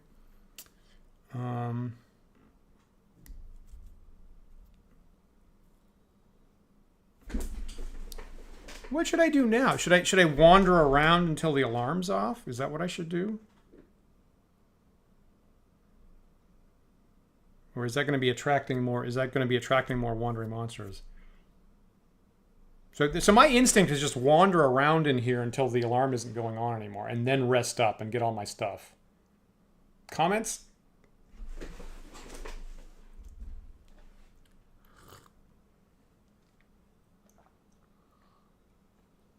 And hope for no more. Hope I don't immediately run into like a save or die monster like that Medusa. Really? We thought that about the towers previously, and we weren't. We glitched that up. I'm gonna just take a hike around the room and see if the alarm is still.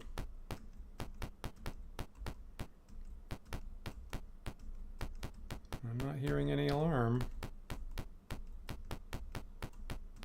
Eh? Okay, that's okay. So let's. Okay, so I'm gonna camp. I'm gonna save it as C. I'm gonna just try to rest up for like 1 day.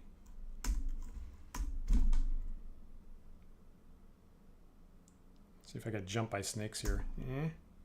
Okay. All right. Okay. All right. That is critical. So. Okay. So unusually, actually, I'm going to cast Cure Light Wounds.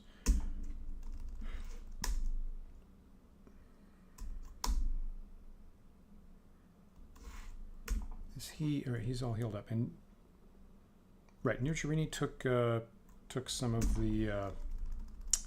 Boulders from the guards at the gate.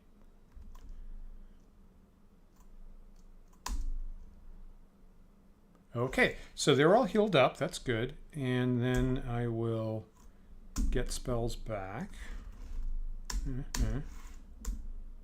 Yep. Use some prayers. Used 1 prayer. Okay. You know, I'm really glad you remind me to use prayer, because admittedly I do not. I inevitably don't think about that.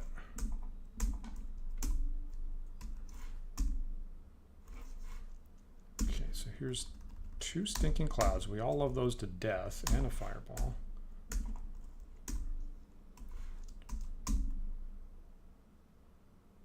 All right, so I'm replacing the knock, I guess, also with 2 stinking clouds and her fireball.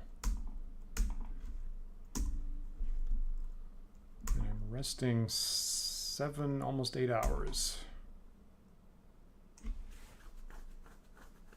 All right.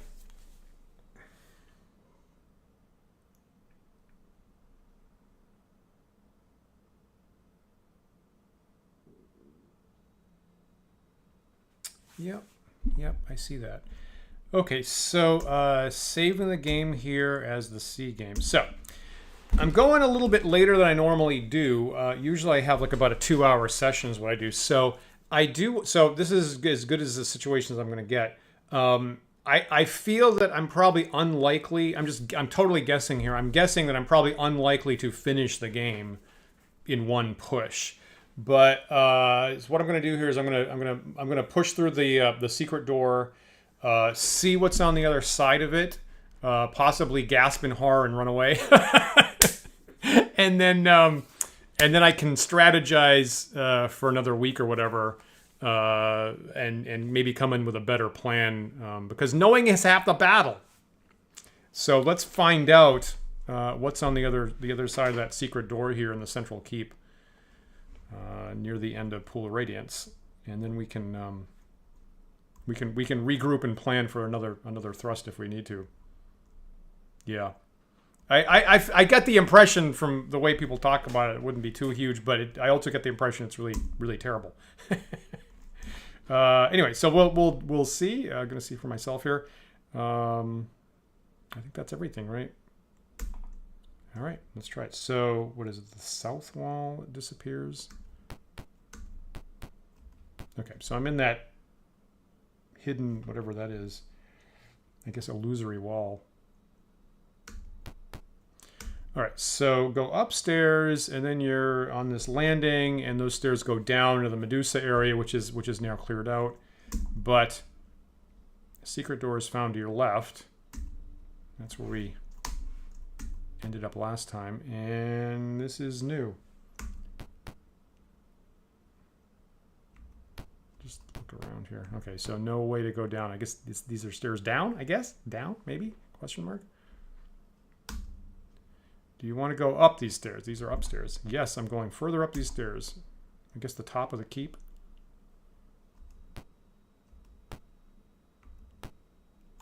Probably don't. Do I need to map this? Should I map this?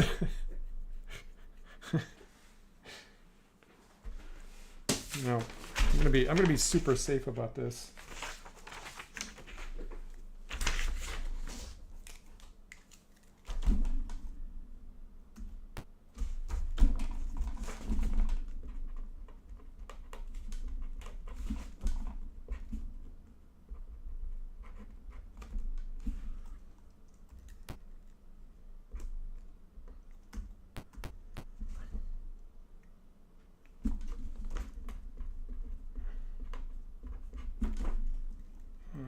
Here, okay, so 1, 2.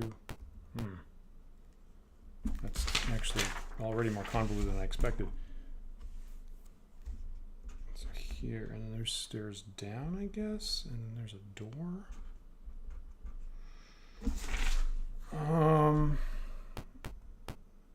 You know, I don't want to take these stairs, but it always gives me this yes, no. I just want to, so these are downstairs, okay. I think I want to check out this level before I start moving levels around levels too much. So I'm going to go through this door.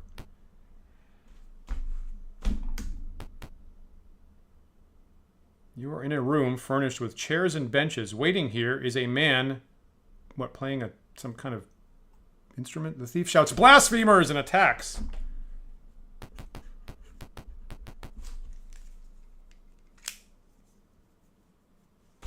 He's a first level thief? What?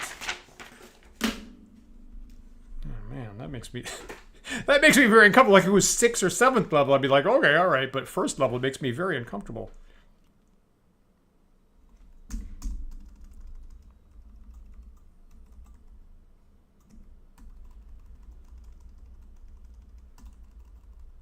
It's like a relatively large room there. So I guess I came from...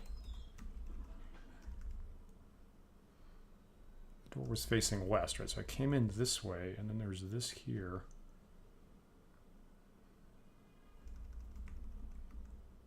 Do I just chase after that guy? Is that what I do?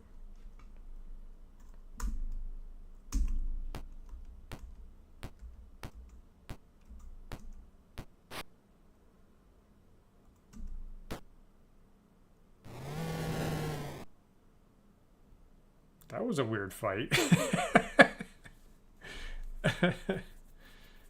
Okay, all right, interesting.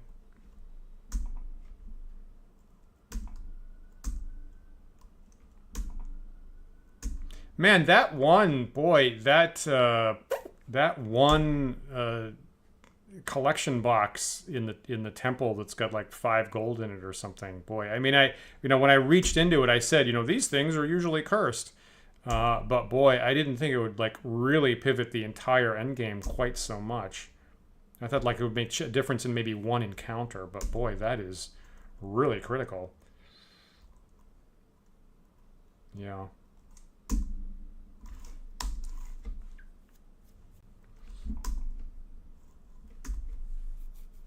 That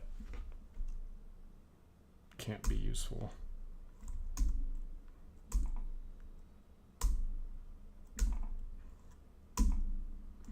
All right, so, I'm going to save this. I'm going to be super careful here. Save this as the D game. Alrighty. So, looking west. All right, I'm going to search here. Kamikaze Mark, thanks for the vote of confidence. I have not found being a blasphemer very fun at all at that point. I'm just going to search around here in case there's something hidden. Looks like no. All right, so going through this north door. You enter a room furnished as the apartment of a wealthy, if eccentric, merchant. A middle-aged man in robes looks up from a desk. Okay. A sudden look of fear comes over his face. If you've come from Tyranthraxus, I can offer a better deal. If you kill him instead of me, I will make you all generals. In fact, I will join you. Is it a deal? For Pete's sake.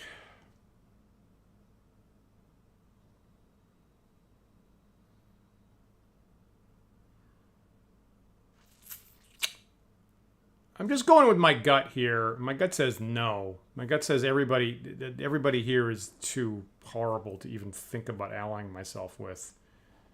So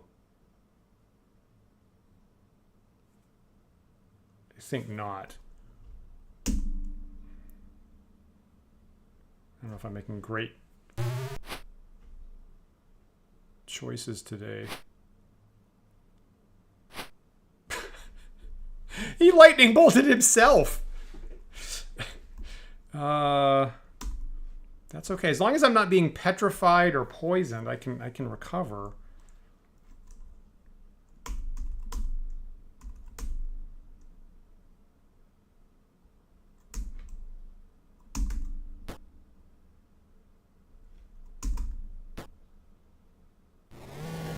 I'm okay with that. I'm playing it a little safe with that, I think, but that's okay.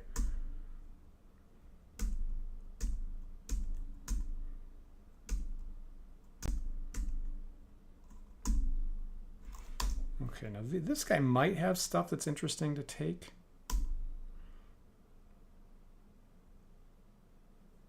Yeah. Let me see who should take that. So if that's a wand of lightning, that was not very great lightning damage. Maybe it's like a wand of shocking grasp or something. Clearly lightning, right?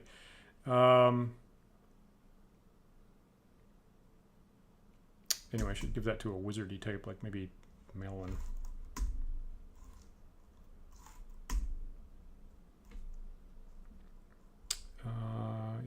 Was there no money at all? There was effectively no money. Not a great merchant. If that was a wand at lightning bolts, that was like almost statistically unbelievably low damage. Still can't do that. Okay, so where can I? So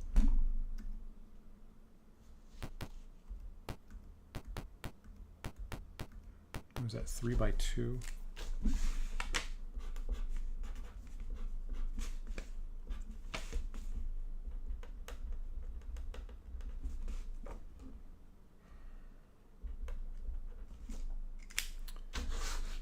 Doing the search thing.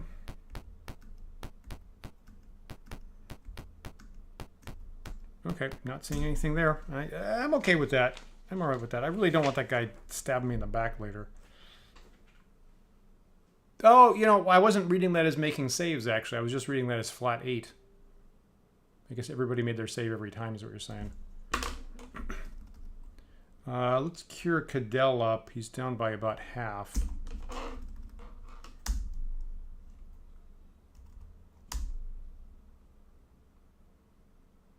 That was a good heal. Now he's down by 9. Trying to spread this out a bit.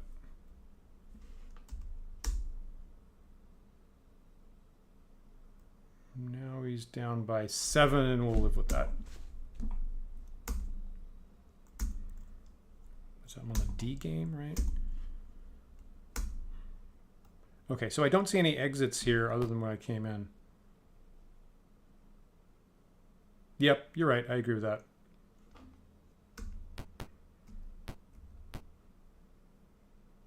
Okay, so I got these. I just went right back in where I came from. Okay, so I got these stairs on my right, but I'd rather explore the rest of this floor.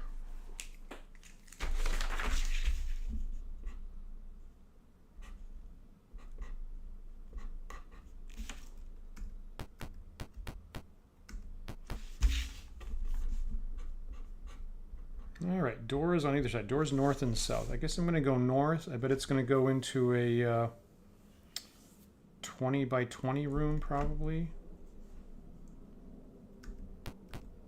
Whoops.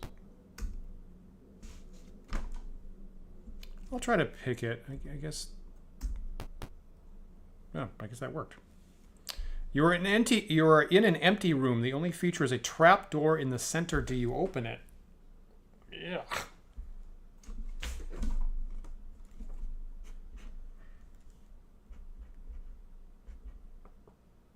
No. Like, not yet? I hope this doesn't bite me. What I would want to do is say, no, not yet. Let's explore the rest of the room first. I don't know if the interface is going to like make me drop through the trapdoor when I try that. I'm going to say no for now. Search here, here, here, here. Okay. Yeah.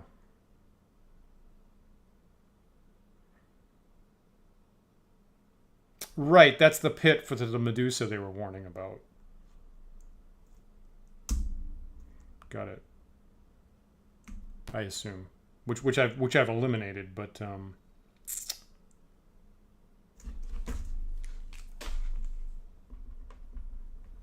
right. So it doesn't do me any good either way. So if it goes down the Medusa, it's either I fall and take damage, or just there's nothing down there. So I'm going to avoid that for now. If it turns out that's important, I can come back to it. Hey, we've Restream's telling me we've had 100 messages today with Restream chat. So glad you guys are here tonight. Give me a little advice in the tricky parts. Okay, so here's a southern door. Looks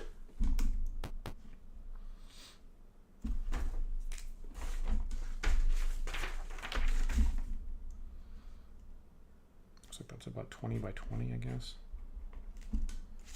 Seems like there's nothing in here. Now I'm gonna search around here.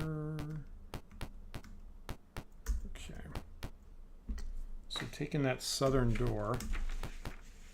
Interesting.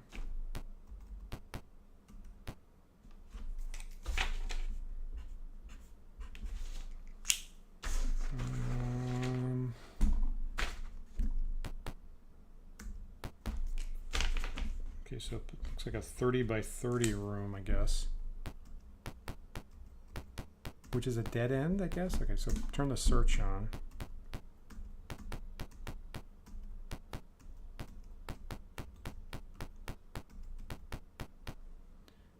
Okay, now, so we know that there's some secret doors around here. If I turn south, I'm gonna bash my head in the wall looking for secret doors for a couple seconds.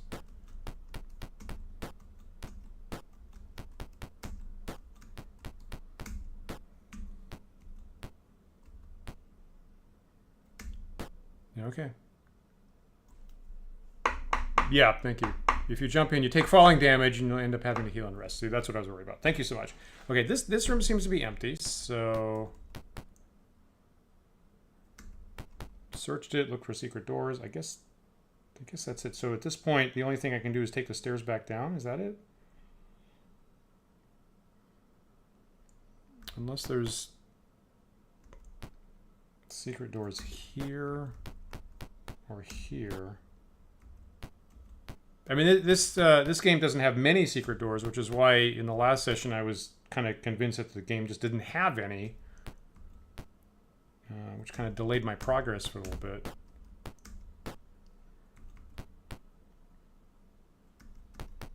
Just pushing against every wall, it could possibly have something on the other side. So I guess that seems to be it on this level. So, so I'm going to take these stairs down here now.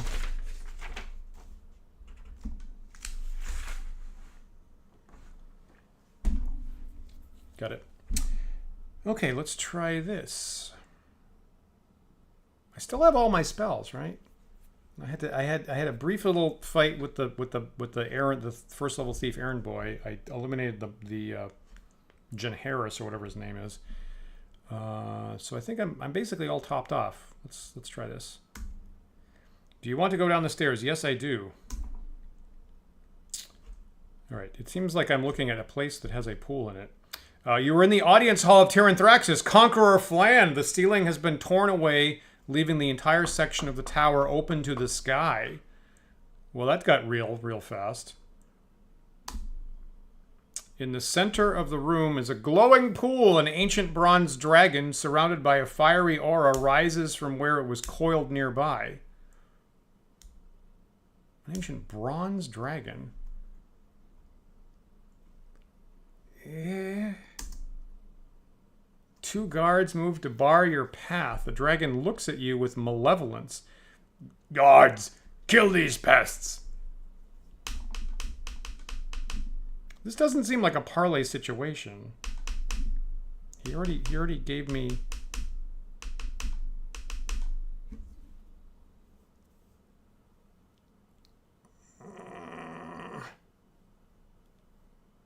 This is crazy talk. I'm gonna.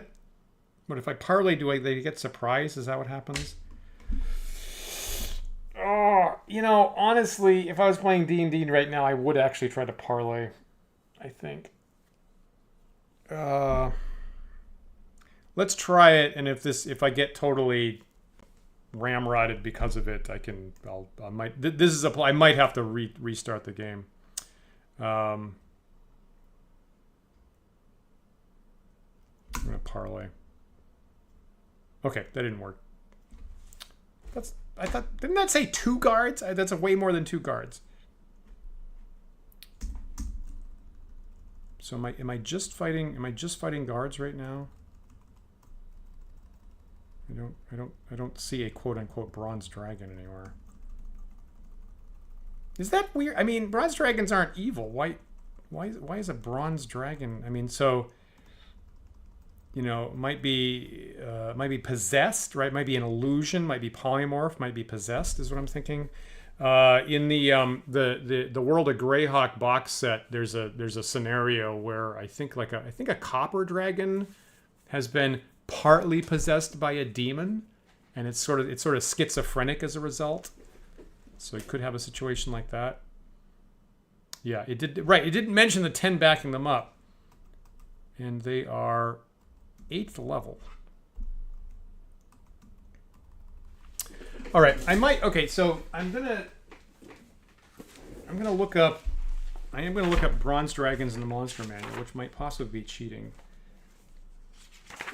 Just to think about their defenses.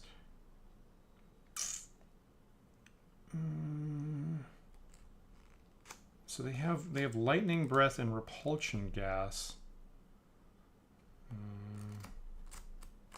They can have magic spells.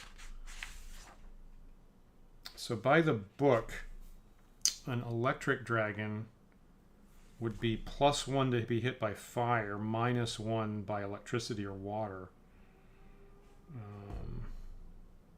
So supposedly fire, unless it's polymorphed in illusion, fire should be good against it. Electricity a little bit not so. I think I really want to fireball these guys.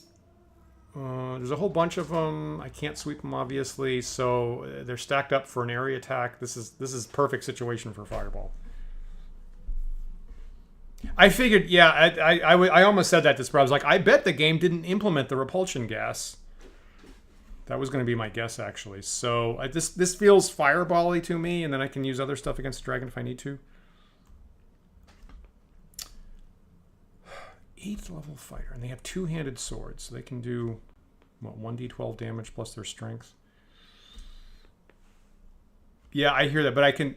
Well, okay, so I could slide to the side, right? I could slide to the side and zap a whole row of them with the lightning thing. Who have I got? I got Maelwyn, and Maelwyn has a lightning bolt wand. Yeah, all right. Yeah, it's a good point. Good point, Kamikaze Mark. Yeah, I do have hold persons, actually, with the clerics. All right. Let's check this out. I also have charm persons. I also have haste. I feel like hasting against the dragon might be good. he doesn't last long. It lasts. It probably. I think it lasts as many rounds as your level. So I think I would get that about 6 rounds. I think.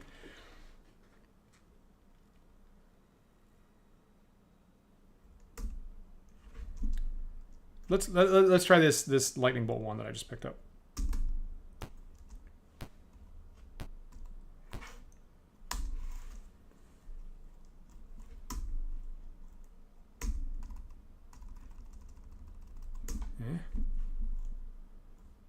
Because it has an area of about 5, right?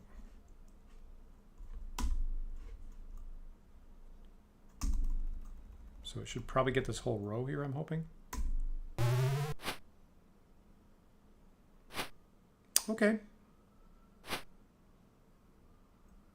They have 87 hit points. Yeah, that does argue for some kind of save or die mechanism, right?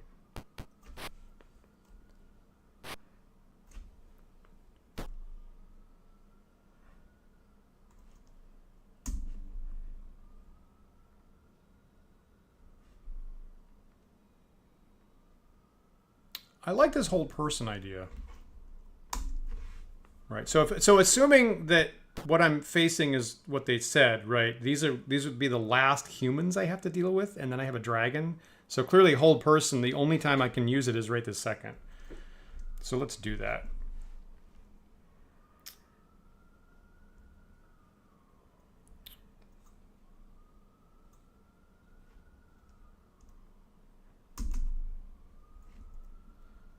I get like 4.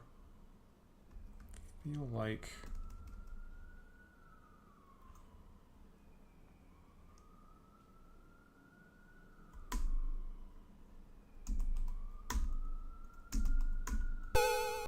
I guess you get 3. Okay, that's good. That's good. Wow, that's beating the odds. All 3 of them failed their saves. What could Griffith do? Right? So Griffith also has hold person. So let's do that thing. I'm being very careful not to cast it on myself, as has happened at least once.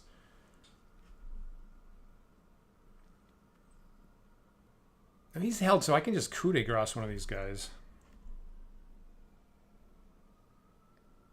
Might as well, I guess.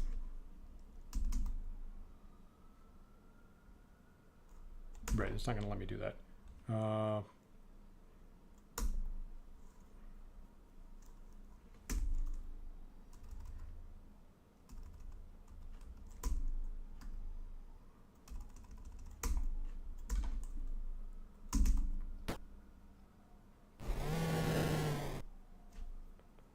I see.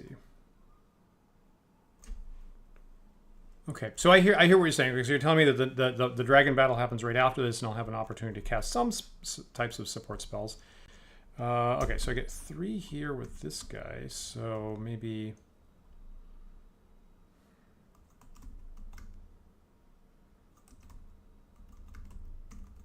Okay, I'm going to be... Okay, how about this? How about the following? If I target this guy... and this guy, and this guy, then the other 4 are standing in a block for a stinking cloud. Hey, definitely, Joe. I think this is the end of the game, is what I seem to be told. Now, Cadell, I guess, got hit, so he can't cast spells. So, I mean, I'm not sure if I can use a Wand of Paralysis?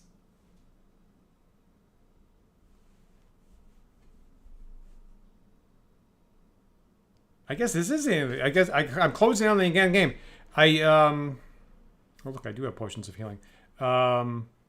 Thanks for the vote of confidence, definitely, Joe. I feel like I'm at a coin flip right now.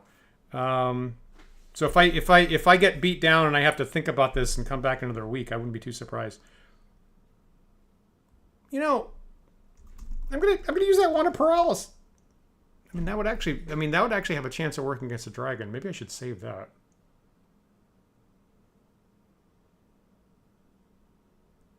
I should keep that in mind. I could use a Wand of Paralysis against a dragon, maybe.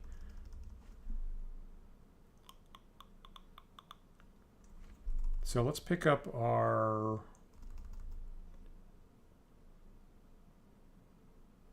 Yeah, right? I think I'm right. I'm gonna save that one just in case it could possibly hit the dragon. That's one of the very few things that could be save or die against a dragon like that. So I guess I'm just gonna beat this guy, one of these guys, about the head and shoulders.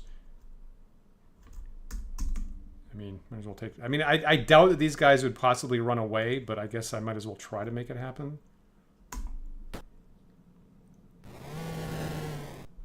Okay, so now I want a stinking cloud right on this block of 4 that I left right here. Now there's one other guy that didn't get held.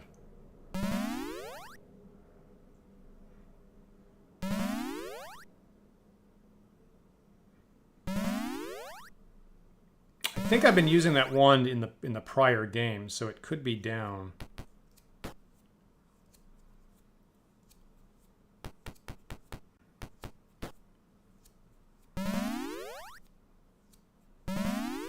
Okay.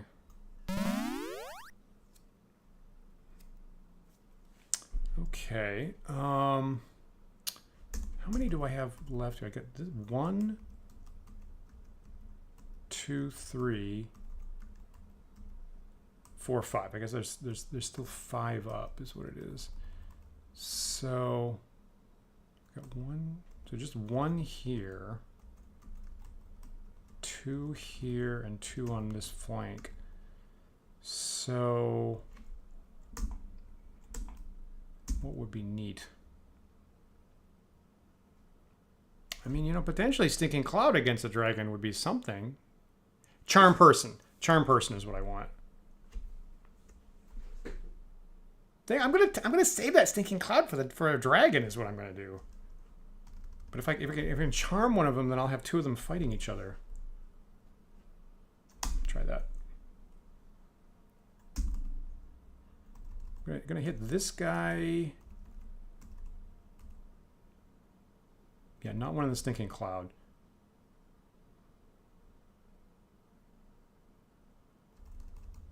Hit this guy.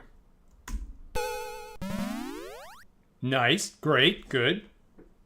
Charm Person, solid spell, first level. Maintains its power. So now hearten.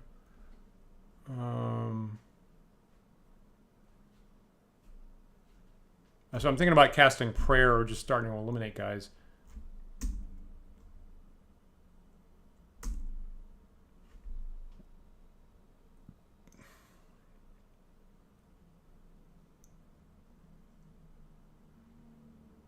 So you're saying the prayer will roll if I cast it at the right time, the prayer will roll over in the next fight, right? I'm just gonna start murdering guys. Like him.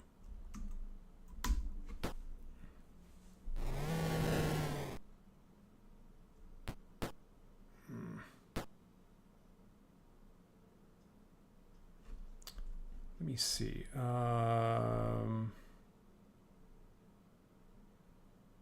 So I don't see anybody that's sneak attackable. I don't think.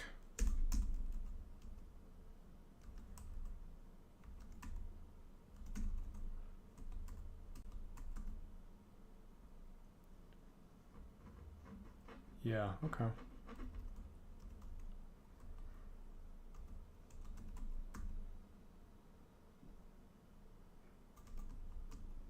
This is my charm guy. Don't hit him.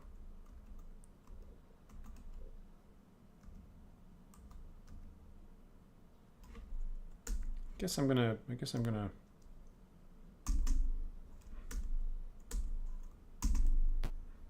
hit helpless guys.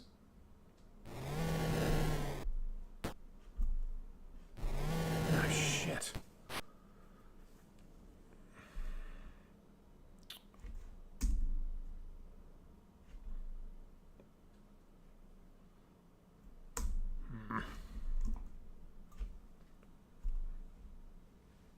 Yeah. This I like. I guess I'm going to do exactly that.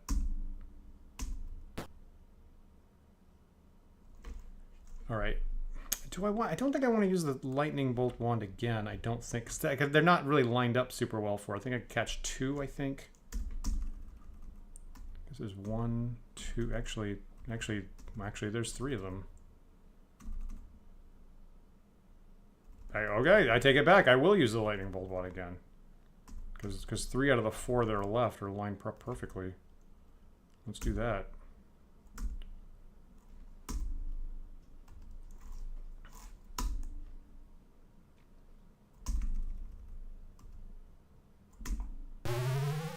Boy, they have a ton of hit points.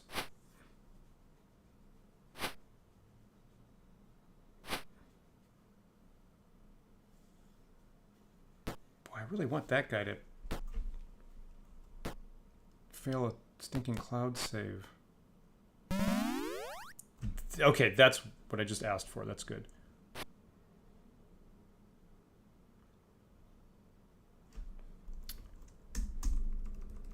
So Melwin was more or less at the end of the round. So what have I got now? This guy, 1, 2, 3. I got 3 guys I'm fighting. And they're not lined up anymore, so I'm not thrilled about these guys.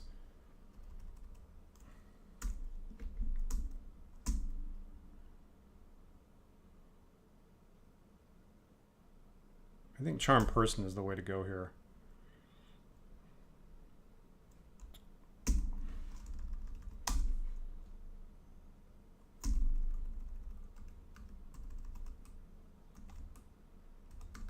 Okay, hit the guy who's got the most hit points. This guy, I'd left him to fail the save. No, all right. The game designers gave the NPCs plenty of high stats. I think that's traditional. That makes sense. So Griffith, am I in the same? So I think I've switched rounds. Does Griffith having hit that guy now not count for the sneak attack? Yeah, I thank you for that reminder. Actually, yeah, I do need, when Nirjarini comes around, I need her to bandage Cadell. So Maelwyn just went twice. So I think I'm in a new round, and therefore I think I need to tap this guy again before Roland can get a sneak attack. So that's what I'm going to do.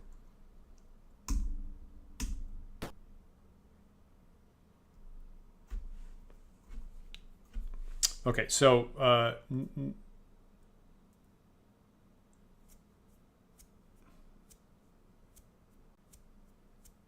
you know, I'm going to have Nirjarini bandage Cadell just to be safe. Does that make sense? I mean, I think I'm okay with that. So done, bandage. Okay. Okay, so now Cadell, now Roland can clearly, pretty sure, slide in here, maybe sneak attack.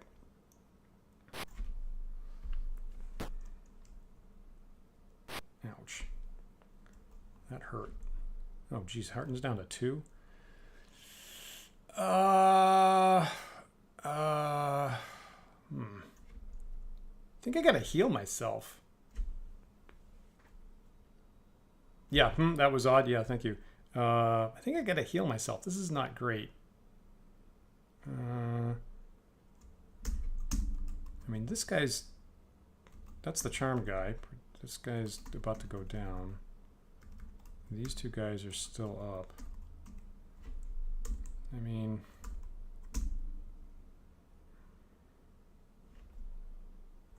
Right, I agree. That should have qualified for sneak attack. I was really careful about it too, right? I mean, I feel like I made extra sure about that. Well, I'm gonna cast Cure on myself, which is like one of the cruddiest things you can do in fight, but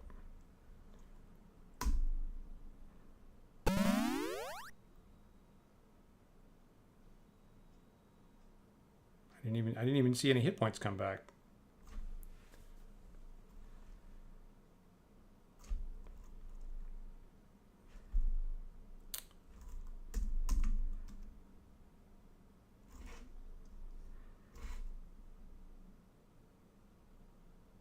Well, I'm gonna try. So I'm gonna delay with Rollin and try to get sneak attack.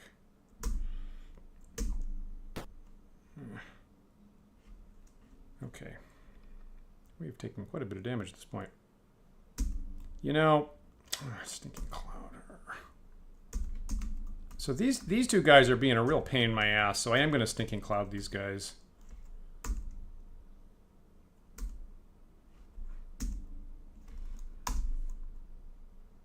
I have other people that can cast it on a dragon.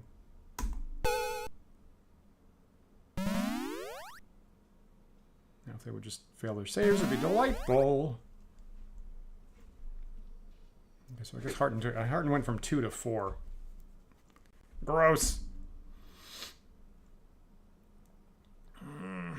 Yeah, I totally agree with that math on the Cure Light Wounds. Yep. This jackass. Hearten's at 4.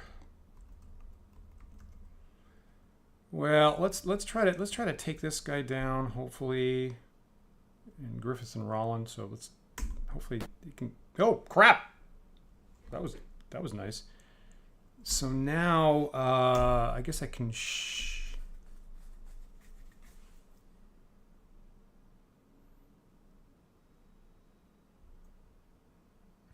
calculating damage here.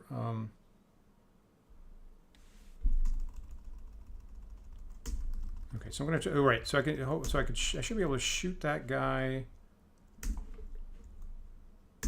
And then maybe get another shot at somebody else. Oh, come on. Oh, come on!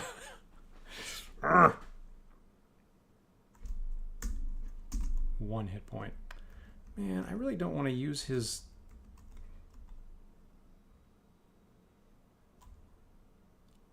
Okay, I can't kill anybody else. I can't kill one of the guys to the other side, so I might as well just take this guy down and make sure that Hearten doesn't get hit right now.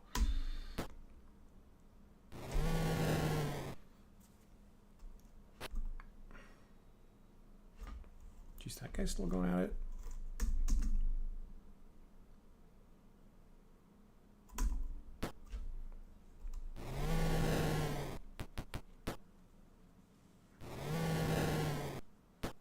Oh, shit.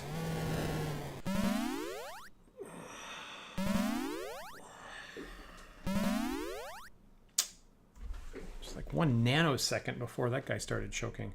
Yeah, I'm not going to have many hit points going in the last fight. Are they all incapacitated? No, not that guy. I guess I might as, you know what? I'm gonna bandage Nirjarini with Rollin. Okay, so this is the last guy.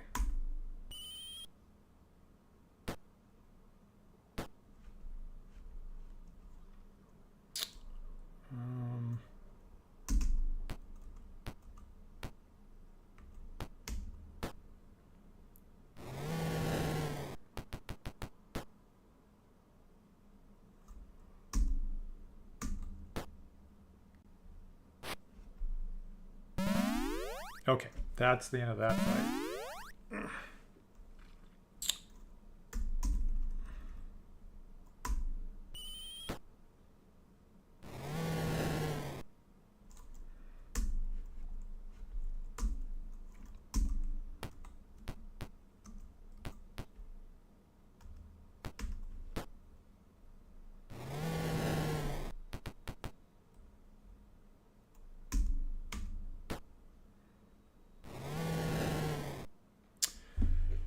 Okay, so you're telling me that which makes sense. I mean, if the dragon is in the room as it was described, that I'm going to jump immediately into another fight. Let's try this. Let's try using all my recovery spells here. So where is Cadell right this second? So Nirjarini is down. So I can't. So I can. So rules question. So if I heal people that are down right now, will they be active in the next fight? I don't, and I have to, now my headphones are off.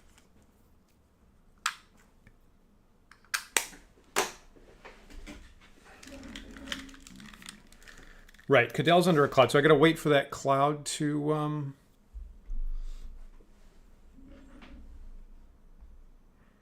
don't think these new headphones registered.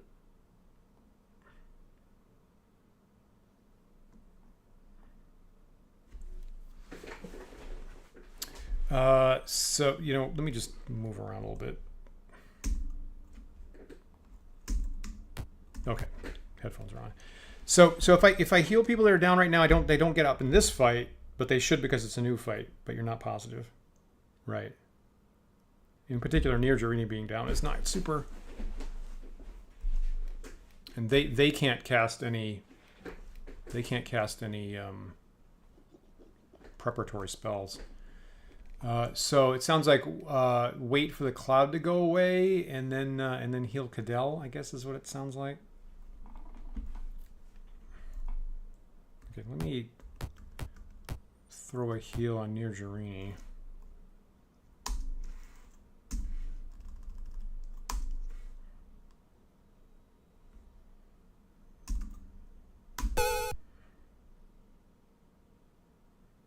Okay, yes.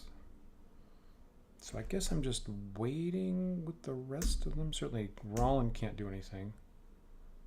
And unusually Rollin's at full hit points. That happens very rarely. Okay, so I'm just gonna wait for the cloud to go away.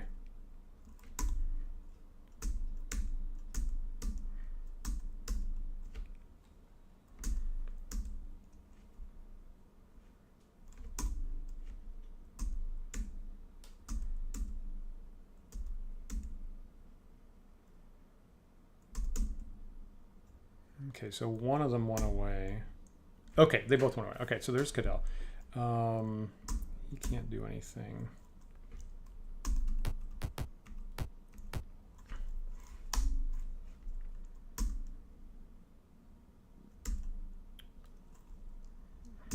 All right, so casting a cure on Cadell.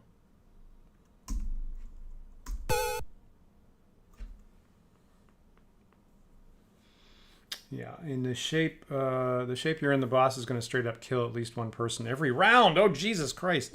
Okay. All right, so I think I know I'm fighting a bronze dragon. Again, not. I think we get enough spoilers, right? So I'm going to try to interpolate what I got coming up.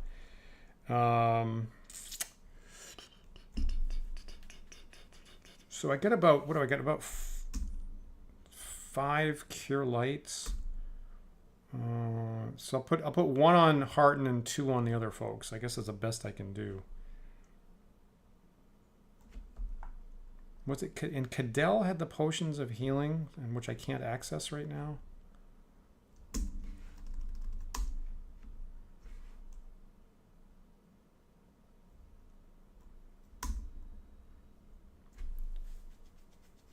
I would love for that 8th level fighter to hang out with me.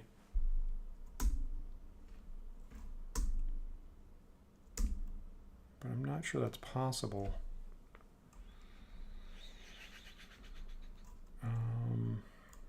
Okay, male one's at full health. That's good. Okay, so we're going to cast this on Nirjarini.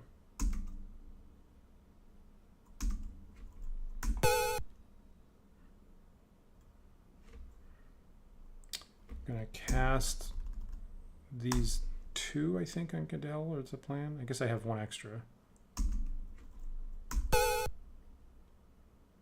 Interesting that I got 2 people down. The rest are there.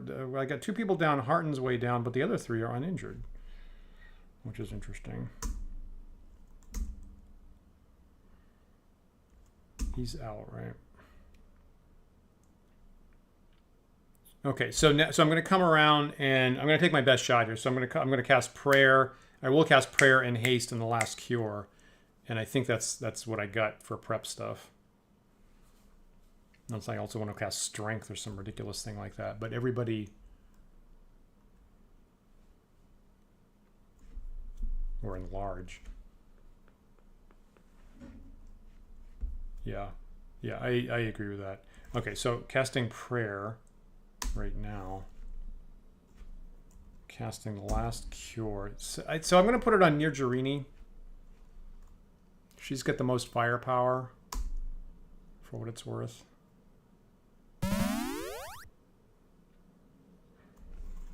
Yeah, it's Maelwyn who has haste. Oh, she's way down.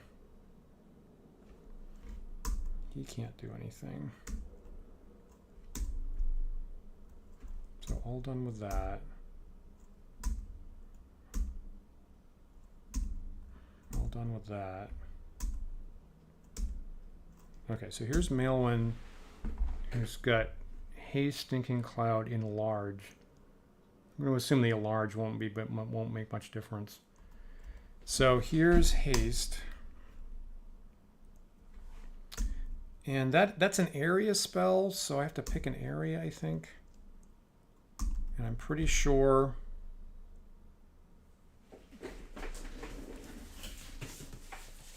I mean, it's big enough that I'm going to get everybody, right?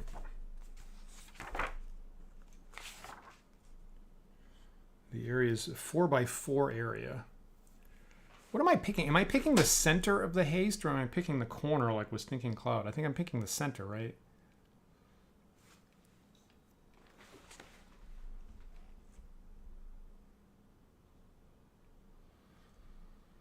Yeah, okay. Do I want to spend a round coming back around to cast Enlarge? I mean...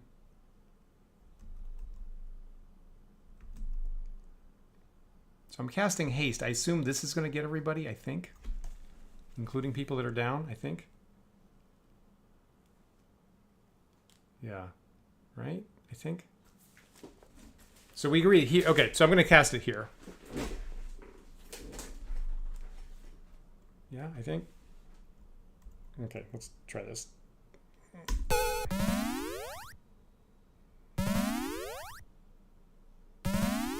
I want the people down to get it. The people down didn't get it. Okay, so you got everybody that was standing up. Boy, now should I have waited? Should I have waited for the next fight? I don't know. Okay, so I'm going to come back around again, and I will cast Enlarge.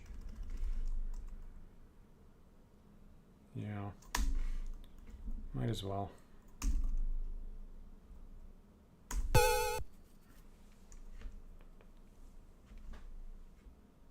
Yeah, that's a good point. That's a good point. Of course, we all know in 3rd edition, haste did let wizards cast double spells, and therefore everybody had to have haste in order to take advantage of that. Super broken. I feel like there was something else I wanted to do right now. What was it? It was... No, I guess everybody's hasted, so I guess...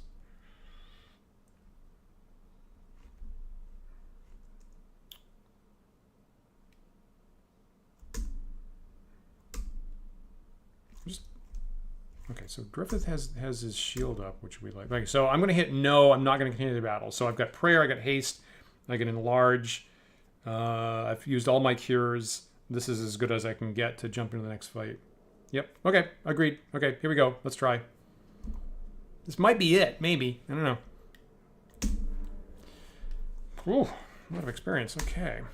Everybody's alive. Everybody's alive with some positive hit points. I mean, that could be worse.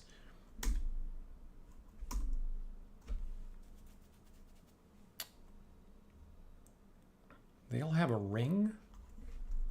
Hmm.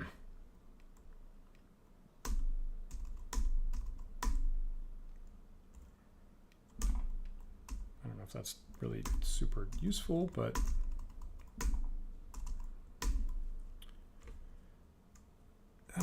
you know... I'm curious. I guess I'm going to take... I don't know. I'm not going to take the plate mail. Okay, enough of that. The rings of protection.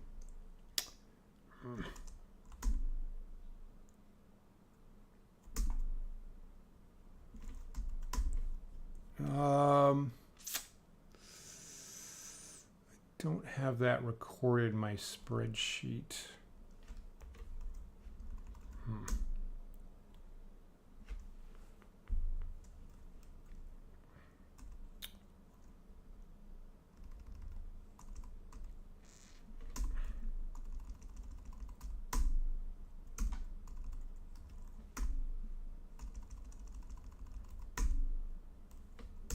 Now I'm pretty sure the people with The braces of armor, I think they all have rings of protection. So the only people that wouldn't would be Griffith, Harton, and Rollin, I'm pretty sure. I don't know what the money looks like.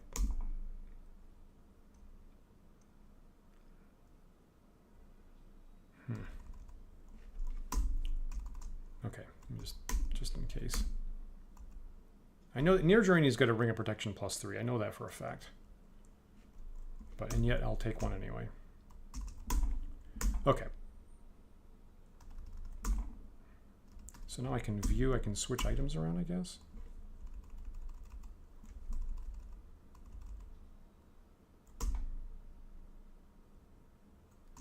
Can I only use one?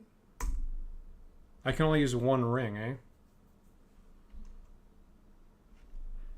I thought I could use two.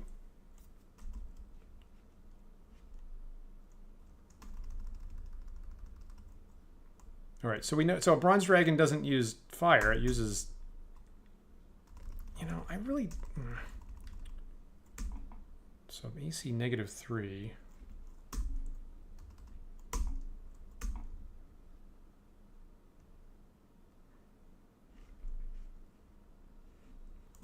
It's only letting me equip one ring, right?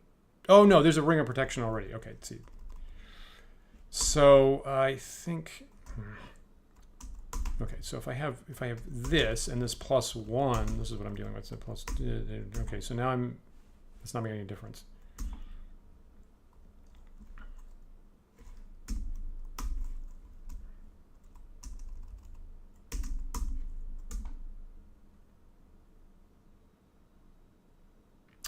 Yeah, right. Okay.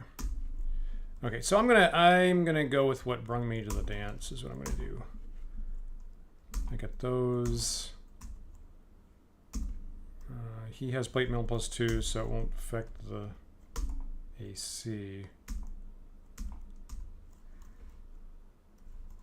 Still get the saving throw bonus, I assume. Right, he's got +2 already. +2 already.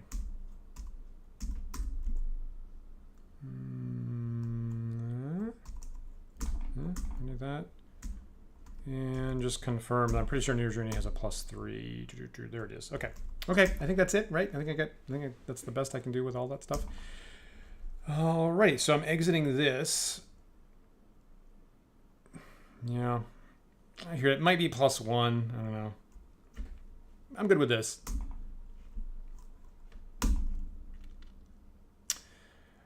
Alright. The dragon looks at you with interest.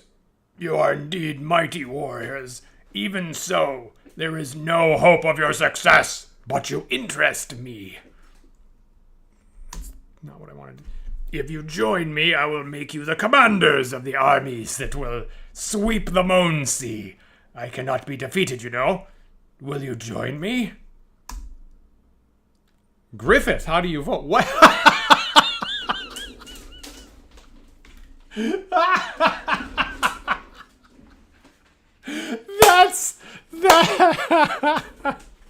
That's so great. That's so great. So they're gonna let every character cast a vote when it's all just you playing all of them. I really like that. I mean, I don't know if like NPCs would do something else at the end. Maybe that's part of it. But I mean, there are many games here where you would there's a critical point where all the players need to chime in. In particular, this brings to mind the comic author Kieran Gillen's Die RPG is specifically set up to a climactic endpoint where all the players have to vote on a critical decision, and the whole game is structured that way. So I love I love this allusion to a game where this would make a difference, even though it's all me playing all of them. So I'm going to choose to attack. I agree, definitely, Joe. Bronze dragons are good, and I am suspicious that this is a World of Greyhawk type scenario where they're possessed or something like that. But either way, they're clearly this guy needs to be taken down a notch. So got it. Yeah, evil hirelings join them. Yep. So this is the moment where I guess that would happen. So Griffith, my good cleric, will choose to attack. Harton, how do you vote? I will attack. Cadell, how do you vote? I will attack. Maelwyn, how do you vote? I will attack. Rollin, how do you vote? I will attack.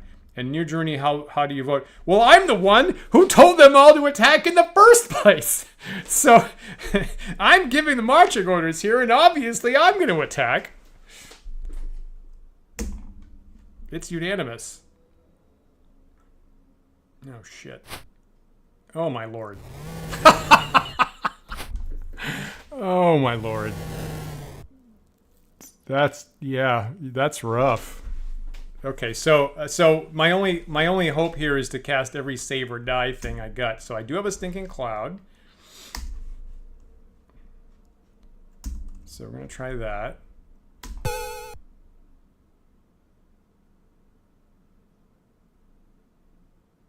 That sounds like he's immune. Maybe I should not. Maybe I should move the hell. Maybe I should move the hell away so that I'm not all in one spot. That seems critical. What do I have here? So I'm looking for some kind of save or die something or other.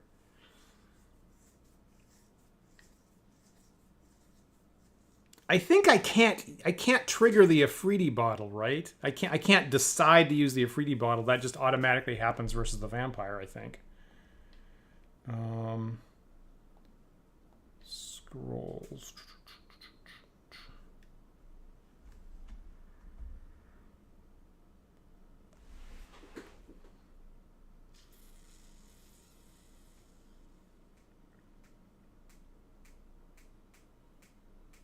Yeah, okay. Afridi only fights the vampire. So New Journey doesn't have anything. You know, she's got haste on a scroll.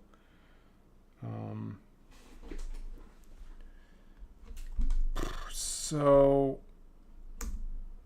whoops, what the hell did I just do? I'm typing random garbage into my scroll list document. So,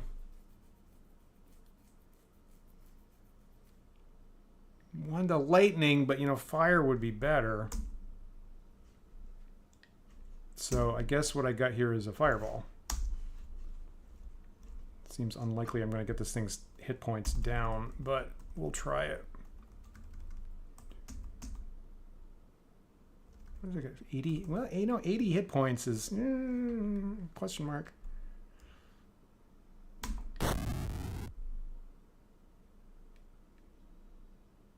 Did that do nothing? I think that did nothing. Okay, so item number 1, move to a place that's not next to everybody else.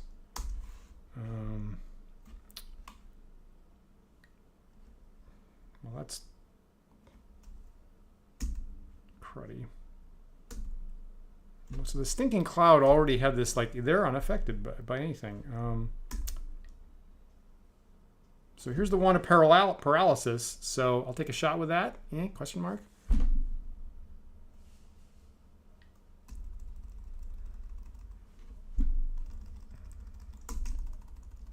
Try that. Use.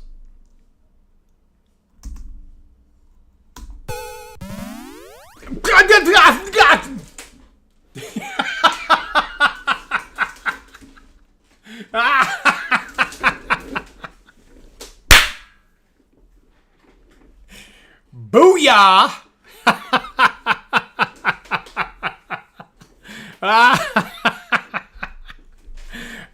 Grippeth. Do the thing.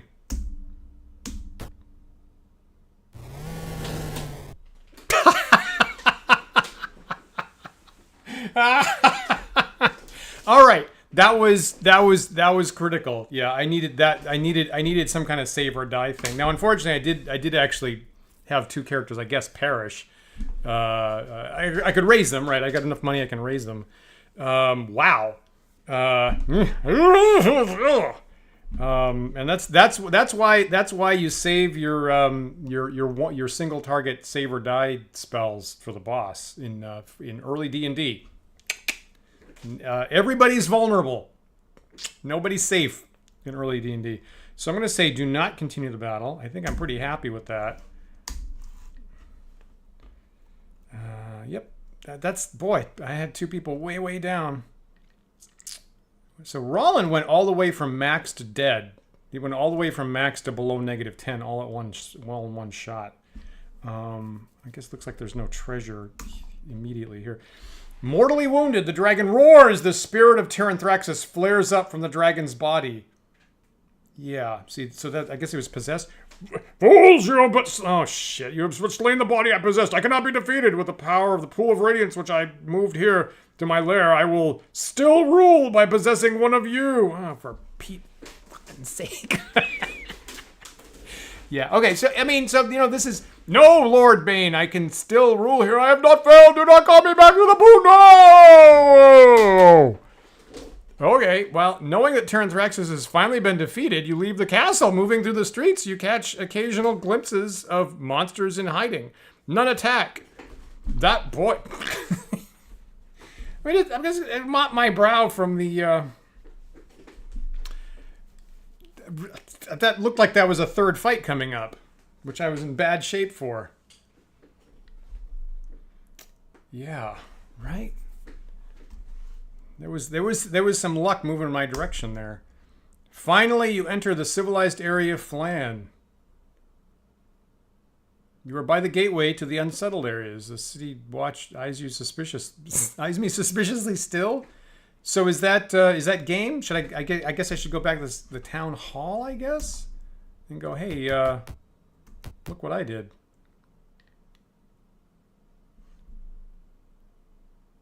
Yeah, I'm gonna. And there might, I mean, that might be the end of the game, and maybe it's just open exploration from that point.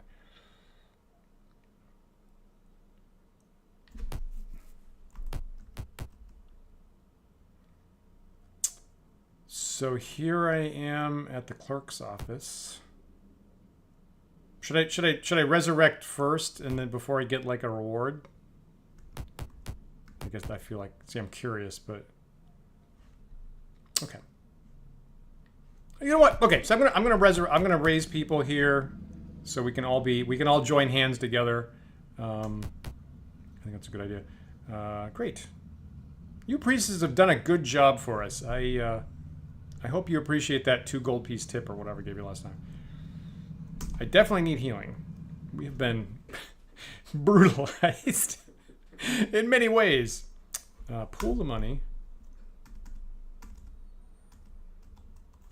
Heal Harton. Harton really deserves to be with us. Probably don't have that much money.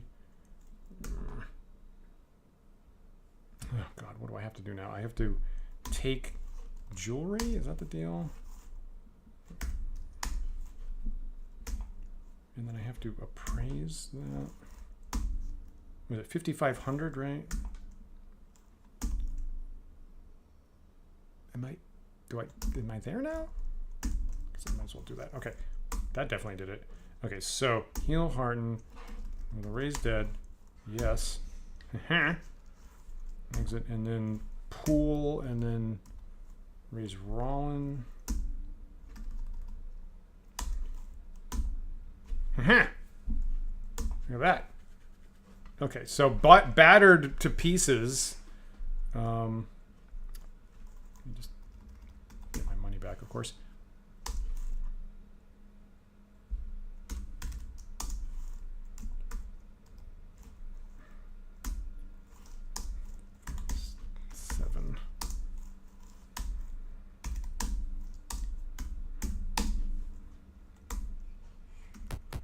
All right. So classic D&D party, battered, scarred, scorched, electrified.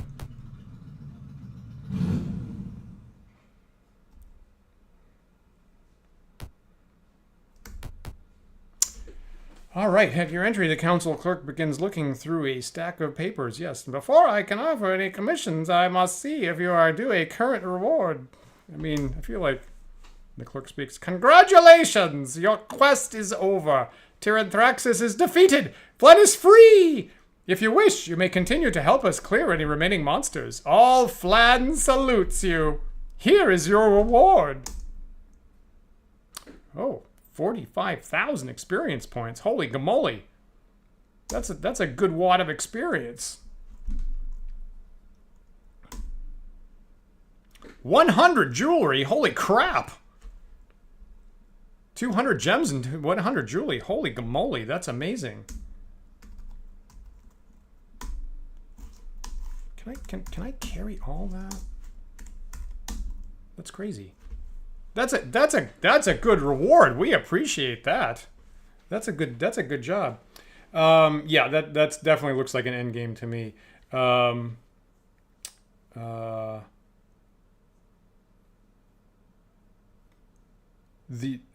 Kamikaze Market, I mean, that was the final fight. Am I right? That was it, right? How devastating the Bronze Dragon is the reason the Dust of Disappearance is treasured. Gives you more chances to paralyze it or beat it down. Got it. Yep. Understood. I was starting to think that the Dust of Disappearance was important to get through the gate safely and avoid all this alarm stuff. And I guess, boy, that one collection box in the final temple, there's not much in there, but boy, that just really slags you for forever after that. I think that's it. What can be tougher than that muscle demon guy? Yeah, I thought I was gonna have to fight it, and I think probably sometime in the past I accidentally saw a screenshot online someplace, and so I thought that there was a final fight against a demon was my takeaway from that when I found that. It's a relief. That's a real relief not to have to go through a third fight. So they just give you whatever because you're not allowed to bring it with you to the next game, and you can only stock up enough XP to gain one level and be 1 point below the next one. I guess. Okay, so a little bit of a gag there, which itself is not completely outrageous in original D&D. So I know that all my characters are maxed out here. I think I will go and level up Rollin, because probably twice actually, because yeah, boy, that's a good slog of XP actually. So Rollin can actually level up both in Fighter and Thief. So I think I'm going to actually do that just before we save this game. Yeah, I'm glad you guys were here too. I'm surprised. I'm honestly surprised that I did it on the first try. I really thought I was going to get beat back. Got a little bit lucky. You gotta be lucky sometimes in these games. Dice came up in my favor with that paralysis. If you do play the next game, I would advise rolling a new party with all humans. Maybe one single multi-class demi-human is your thief, because demi-humans run afoul of level limits, which I already have hit. Right, so some of my characters in this game right now are limited by the 6th level caster cap, and the demi-humans actually did all hit. I think I've already hit the level caps on all of them, with the exception of Rollin right here, who has, I guess maybe one more step in Fighter, I think, and unlimited in Thief. Yeah, this has been about a year and a half. I believe I started this last March, actually shortly after Pool of Radiance showed up on Steam. So here's my good friend, the Arena Master.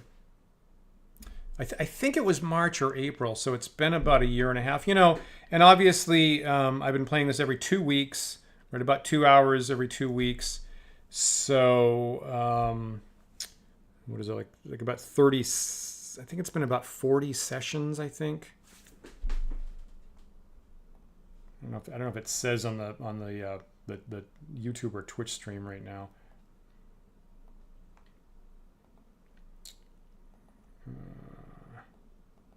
I can look it up here locally. So, no, where is that?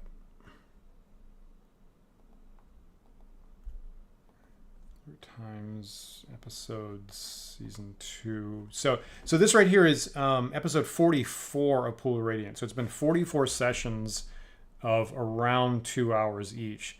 So I guess we got about 88 hours. I mean, rounded off. So a little something under, like around 90 hours of gameplay from Pool of Radiance. So I'm sure that if you sat down and you played longer sessions, and obviously I'm going a little bit slower because I'm chatting with you guys to explain my thought process all the time. And so probably if you were just like sitting down and playing all the way through it, I'm sure you guys can tell me you can probably get through it a lot more quicker, like maybe in around 50 hours, I'm guessing. Yeah. Fascinating. Fascinating. Yep. Cool. Nathan, thanks for chiming in.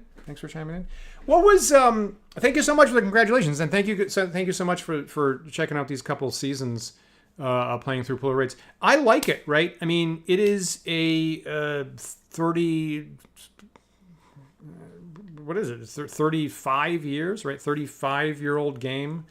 And the interface is kind of clunky. Obviously, again, this came out a little bit before the idea of a mouse was standardized for computer games. But I can get into it. It's got some good classic D&D follow-throughs. They really cared about emulating the D&D game, the advanced D&D game, as much as they could. That clearly shines through. There's a lot of gaps in the game, in classic D&D that they needed to make decisions about. Some of the decisions that they made, became standardized, actually. So the way that they compute diagonal distances kind of became the standard rule later on. The fact that they call the special fighter attacks sweep attacks is what I use nowadays myself in my D&D games. I survived Pool of Radiance 2023. I love it. I love it. So, Lord, I believe you can carry your characters forward, but I believe that the advice here is that the characters will be underwater because I didn't optimize their ability scores, and I took demi-humans and I run into the demi-human cap, I think is what we're being told. Here's a question. Why was Tyranthraxus not being affected by Stinking Cloud or the Fireball at the end? Do they have magic resistance? Because they didn't take any damage at all from Fireball, and the Stinking Cloud had this special unaffected message coming up. Yeah, magic resistance. Do bronze dragons normally have that? Was that a special ability from the possessing demon or something? Wacky wand skip the magic resistance. Boy, that seems like an oversight. I do want to train, so I'm going to train Rollin here as a fighter.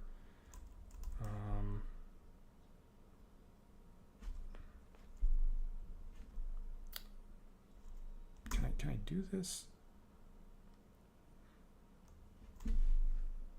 How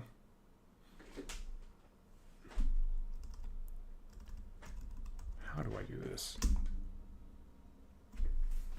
So I have 200 platinum here, so I can trade this over to Rollin.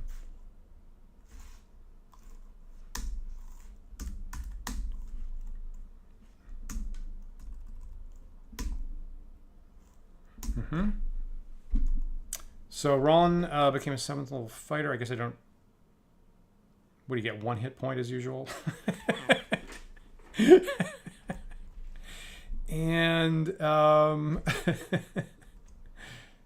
yeah, okay, so Tyranthraxus, the possessing demon, gave her the magic resistance.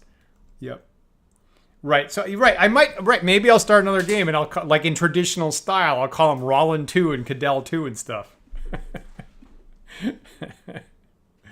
If it got a chance, it also does extra fire damage on its claw bite routine because of the flaming aura of Tyranthraxus. That makes sense. Yeah, interesting. So, do I have...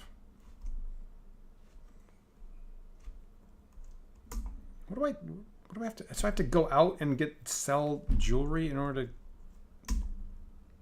to make this happen. I can't appraise and sell stuff here.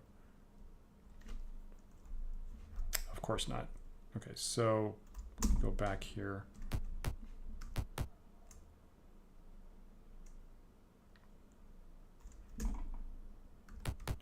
Now, okay, I think the easiest thing to do, actually, because I can appraise and sell stuff in the temple, kind of oddly enough. Let's say yes to this. Let's pool the money. Let's appraise. Right, you got to take stuff. So I'll take.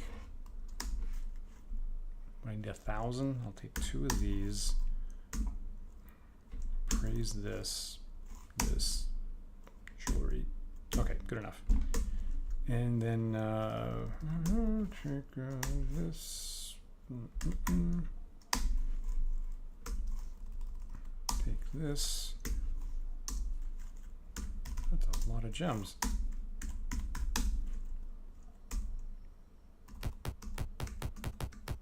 Somehow it just now. I think this is the first time it occurred to me, like, sell stuff in the temple that's close to the training facility.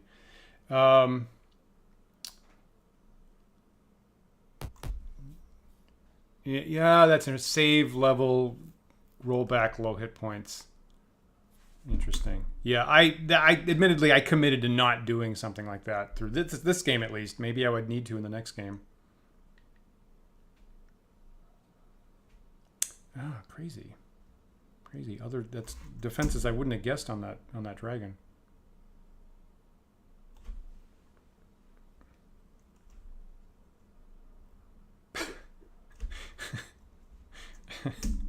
That's a lot of money. Time for Pool of Darkness. We're going to think about that. We're going to think about what happens next. Get through here. We train only thieves here. Do you want to train? Yes. Okay, so now I have to view here. I need to.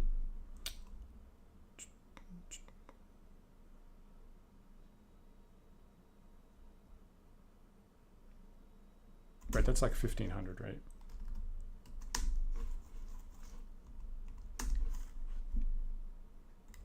Good enough. And train him. All right, 8th level thief. And I got 1 hit point. Oh, God, Roland. So funny. So funny.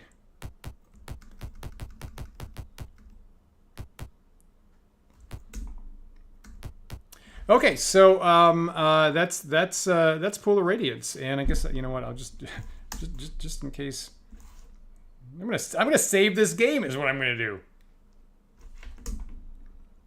Save it as the A game. Great.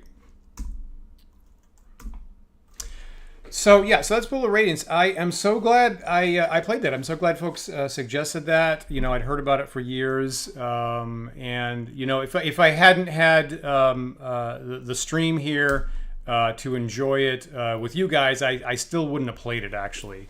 So I can't express enough gratitude for folks sitting through this bi-weekly, every fortnight or so.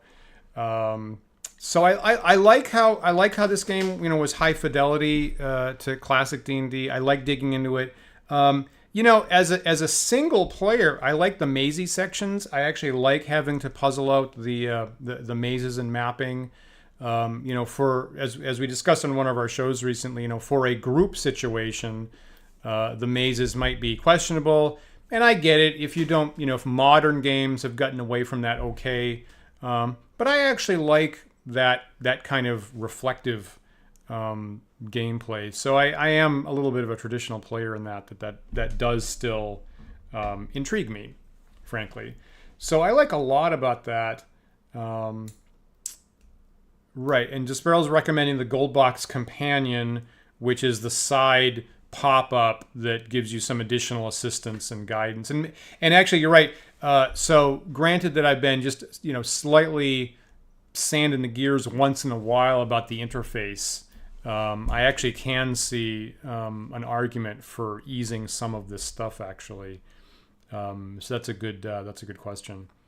That's a good suggestion actually. Yeah, major quality of life improvements with that.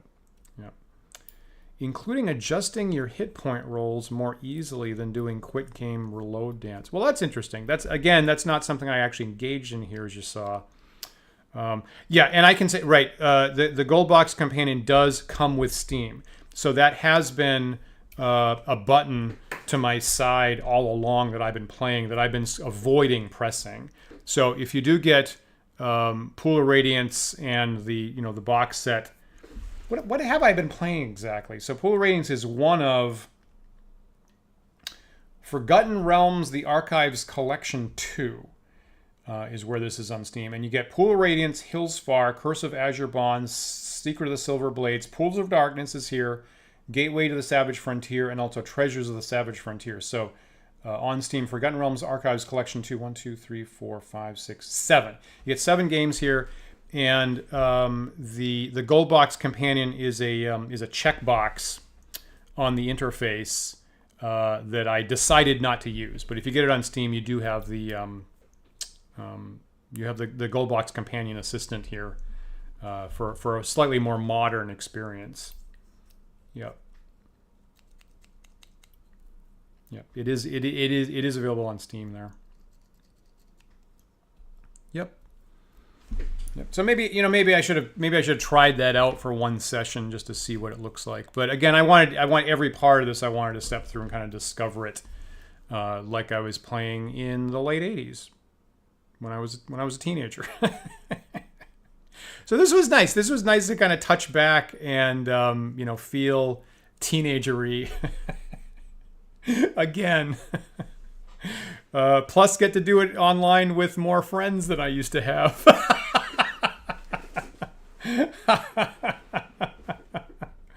So that's interesting. You can press a single button to heal and rest your party. That I can see. And of course that's standard in other games just a couple years later. When I started the Elder Time stream, of course, I spent a couple sessions playing through Dungeon Hack. And obviously that has a much more elegant, again, a very early game with in some ways a not great interface, but at least it has an easy way to rest up. Although there is an expense, because there you've got a hunger factor and food's a factor, and so you do that. You have to balance a little bit more carefully than I was being very, very relaxed about healing up for a month at a time here. I wonder how much in-game time I spent. Like probably, I mean, it would be. I bet it was more than the year and a half I was actually playing it, because I feel like I've probably spent like a month healing up, probably at least 20 times. So I bet in-game terms, that was probably like 3 or 4 years, I bet. Which is interesting. So my character's leveled up to, as you just saw here, like around 7th level in maybe about 4 years is what it was. That's interesting. Yes, I agree with that, Lord. So I love seeing the classic Monster Manual illustrations. That was actually delightful, plus just a little bit of motion to them, right? Which added just a little bit of spice of either surprise or gross outness in some cases. That was very tasteful and really for me again added to the experience of like it's advanced D&D first edition that I've known very well, plus just a little bit more of a twist, so it felt fresh to me. So it was that was for me, that playing in 2023, that was perfect. I love that. Yeah, fascinating. More in-depth save game. Yeah, you think more than that? Really? You think 1 to 2 months per session? I think that there were some sessions here where, well, yeah, I guess I would normally at least do it once at the end of the session. That's a good point. So based on that, we think it would be like 66 months, about five plus years in game, I guess. Interesting. So then we're running about like 1 level per year. I don't mind that. I do not hate that. Fascinating. You can change a character's race temporarily if you want to allow demi-humans to flout level limits. Okay, I see. Yeah, interesting. I wouldn't have thought of that myself. I can see. And of course, they have, with a companion, they have to interface with the actual game as it is. So you can't just undo demi-human limits, but you could transform them into another race. I see that, actually. Cool. Cool. Right. Thank you for the reminder, Laura Sudo. Actually, right, because we said we wanted to do a Sunday debrief at some point where, of course, Paul has played Pool of Radiance way back in the day originally. He's played through it again recently to touch back on it. And yeah, they made a paper publication of the same adventure that I have not read. So I ought to sit down and read that now, and hopefully before the end of the year, we ought to have our Sunday show where we talk about our mutual experience with Pool of Radiance, which we have, again, scrupulously avoided doing to not spoil my playthrough here on the Elder Time stream. That's a good reminder. You should have worn a wig like I am. Yeah, right. That's a good point. I should have regained my hair.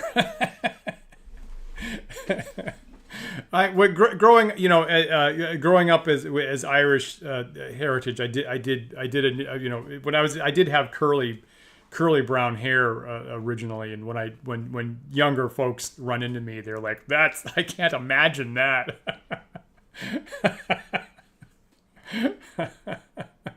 You did play the tabletop adventure, yeah. Cool. Used Animate Dead a lot. I have avoided Animate Dead here. Some other games, like in particular Fantasy Empires, right? If you use Animate Dead, then your character's alignment shifts in the other direction, which has effects on its own. So I never know in these games whether it enforces that or not. And I certainly shy away from using Animate Dead. A, with the expectation is that's how D&D would play, and B, not sure whether the game enforces some kind of penalties from that, alignment-wise. All right.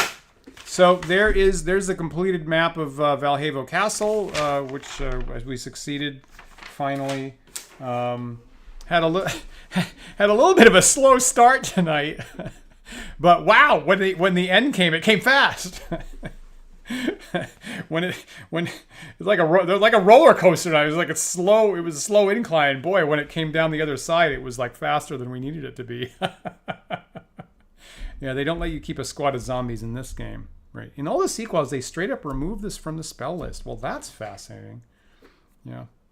Well, okay, so definitely, there's a classic short story, right? Different interpretations about that, and I don't know, maybe you might be joking.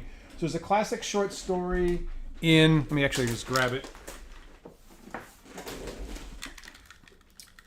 So I'm looking at our friend Peter Berbergal's Appendix N appendix, where he compiles some like lesser known short stories, kind of in the D&D canon. What am I thinking of? It's Empire of the Necromancers by Clark Ashton Smith. Right, and great short story, and two necromancers take over an empire of undead, and the undead are vaguely aware that they've been enslaved. So it's a really pretty dark, and to my mind, it touches on what I would expect from necromancy. Of the undead aren't just robotic mechanisms; they have been partially sucked back from the afterlife, out of their control, and are darkly enslaved to do hideous things. And they're not happy about it, but they can't do anything about it. So that's kind of my classic understanding of necromancy myself, and I certainly my instinct is that seems bad. But obviously different games can have different interpretations and stuff like that. Totally. Yeah. Okay. We're on the same page. I thought you were probably joking about that. I appreciate the opportunity to practice that thesis, because actually I've had that in my toolkit for a while. Haven't had the opportunity to say that out loud. So hopefully that's when that comes up in some other conversation. My elevator pitch is coherent about on that point, because some people actually do seriously have a different opinion about that. Yeah. Such a happy love story. That's real. If you kids who haven't read it, that actually is part of it. Yeah, and maybe if we could make contact with some of the designers or programmers of Pool of Radiance, those would be excellent. Right, those actually would be great episodes coming up. Yeah. Definitely. Yeah, again, of course, Paul is still in the video game industry as a freelancer, and in fact, there's stuff I can't talk about actually. But so I'll just say, Paul engages in exciting, really interesting projects in computer gaming. He is in demand. I will say that. Paul has a lot of experience. He's a very smart guy. Very smart, incredibly smart programmer, and he's a little bit of a hired gun in the computer games industry. And when he gets into a place that sometimes might be a video game in trouble, Paul does the job, and they're usually really ecstatic to have him on staff, and they're lucky to have him, honestly. So so more opportunities to talk about that, frankly. Would be really great. And you're right, those would be great episodes, actually. Yeah, cool.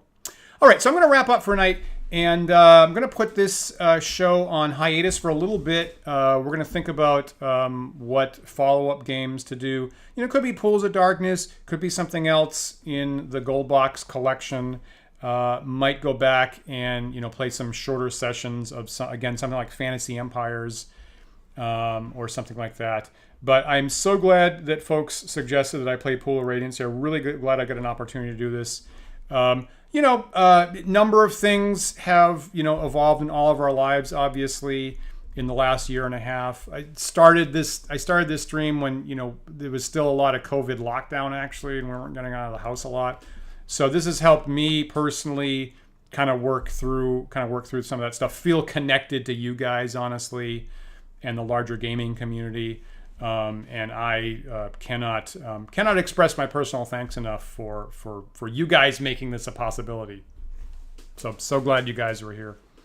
Again, we'll be back on Sunday for our conversation about safety tools, is what we're talking about, in conjunction with Paul's Fearful Ends Kickstarter that's up right now. So again, go to fearfulends.com here in October of 2023 when we're taping this, and all October long leading up to Halloween, we're talking about horror games and Paul's Fearful Ends. So if you haven't done it already, go check that out, and we'll look forward to seeing you on our upcoming Sunday shows. Again, if you're not a patron of Wandering DMs, we do have a Discord server. We have a couple different tiers on Patreon, so the conversation's always continuing there. We have a live video chat after all of our Sunday shows. So feel free to check out, if you're new to the channel, patreon.com/wanderingdms. We got a $1 tier. We would love to see you, talking about Pool of Radiance or other Gold Box games or anything classic D&D. Or, we have a 5th edition D&D channel there. We have a horror channel there. We have a Looking for Games hookup channel. So we would love to see you there. And other than that, we will see you on upcoming shows, and in particular, our ongoing Sunday shows. So glad you guys are here. And making a zombie is a bridge too far. Yes, Lord Pseudo, making a zombie is a bridge too far.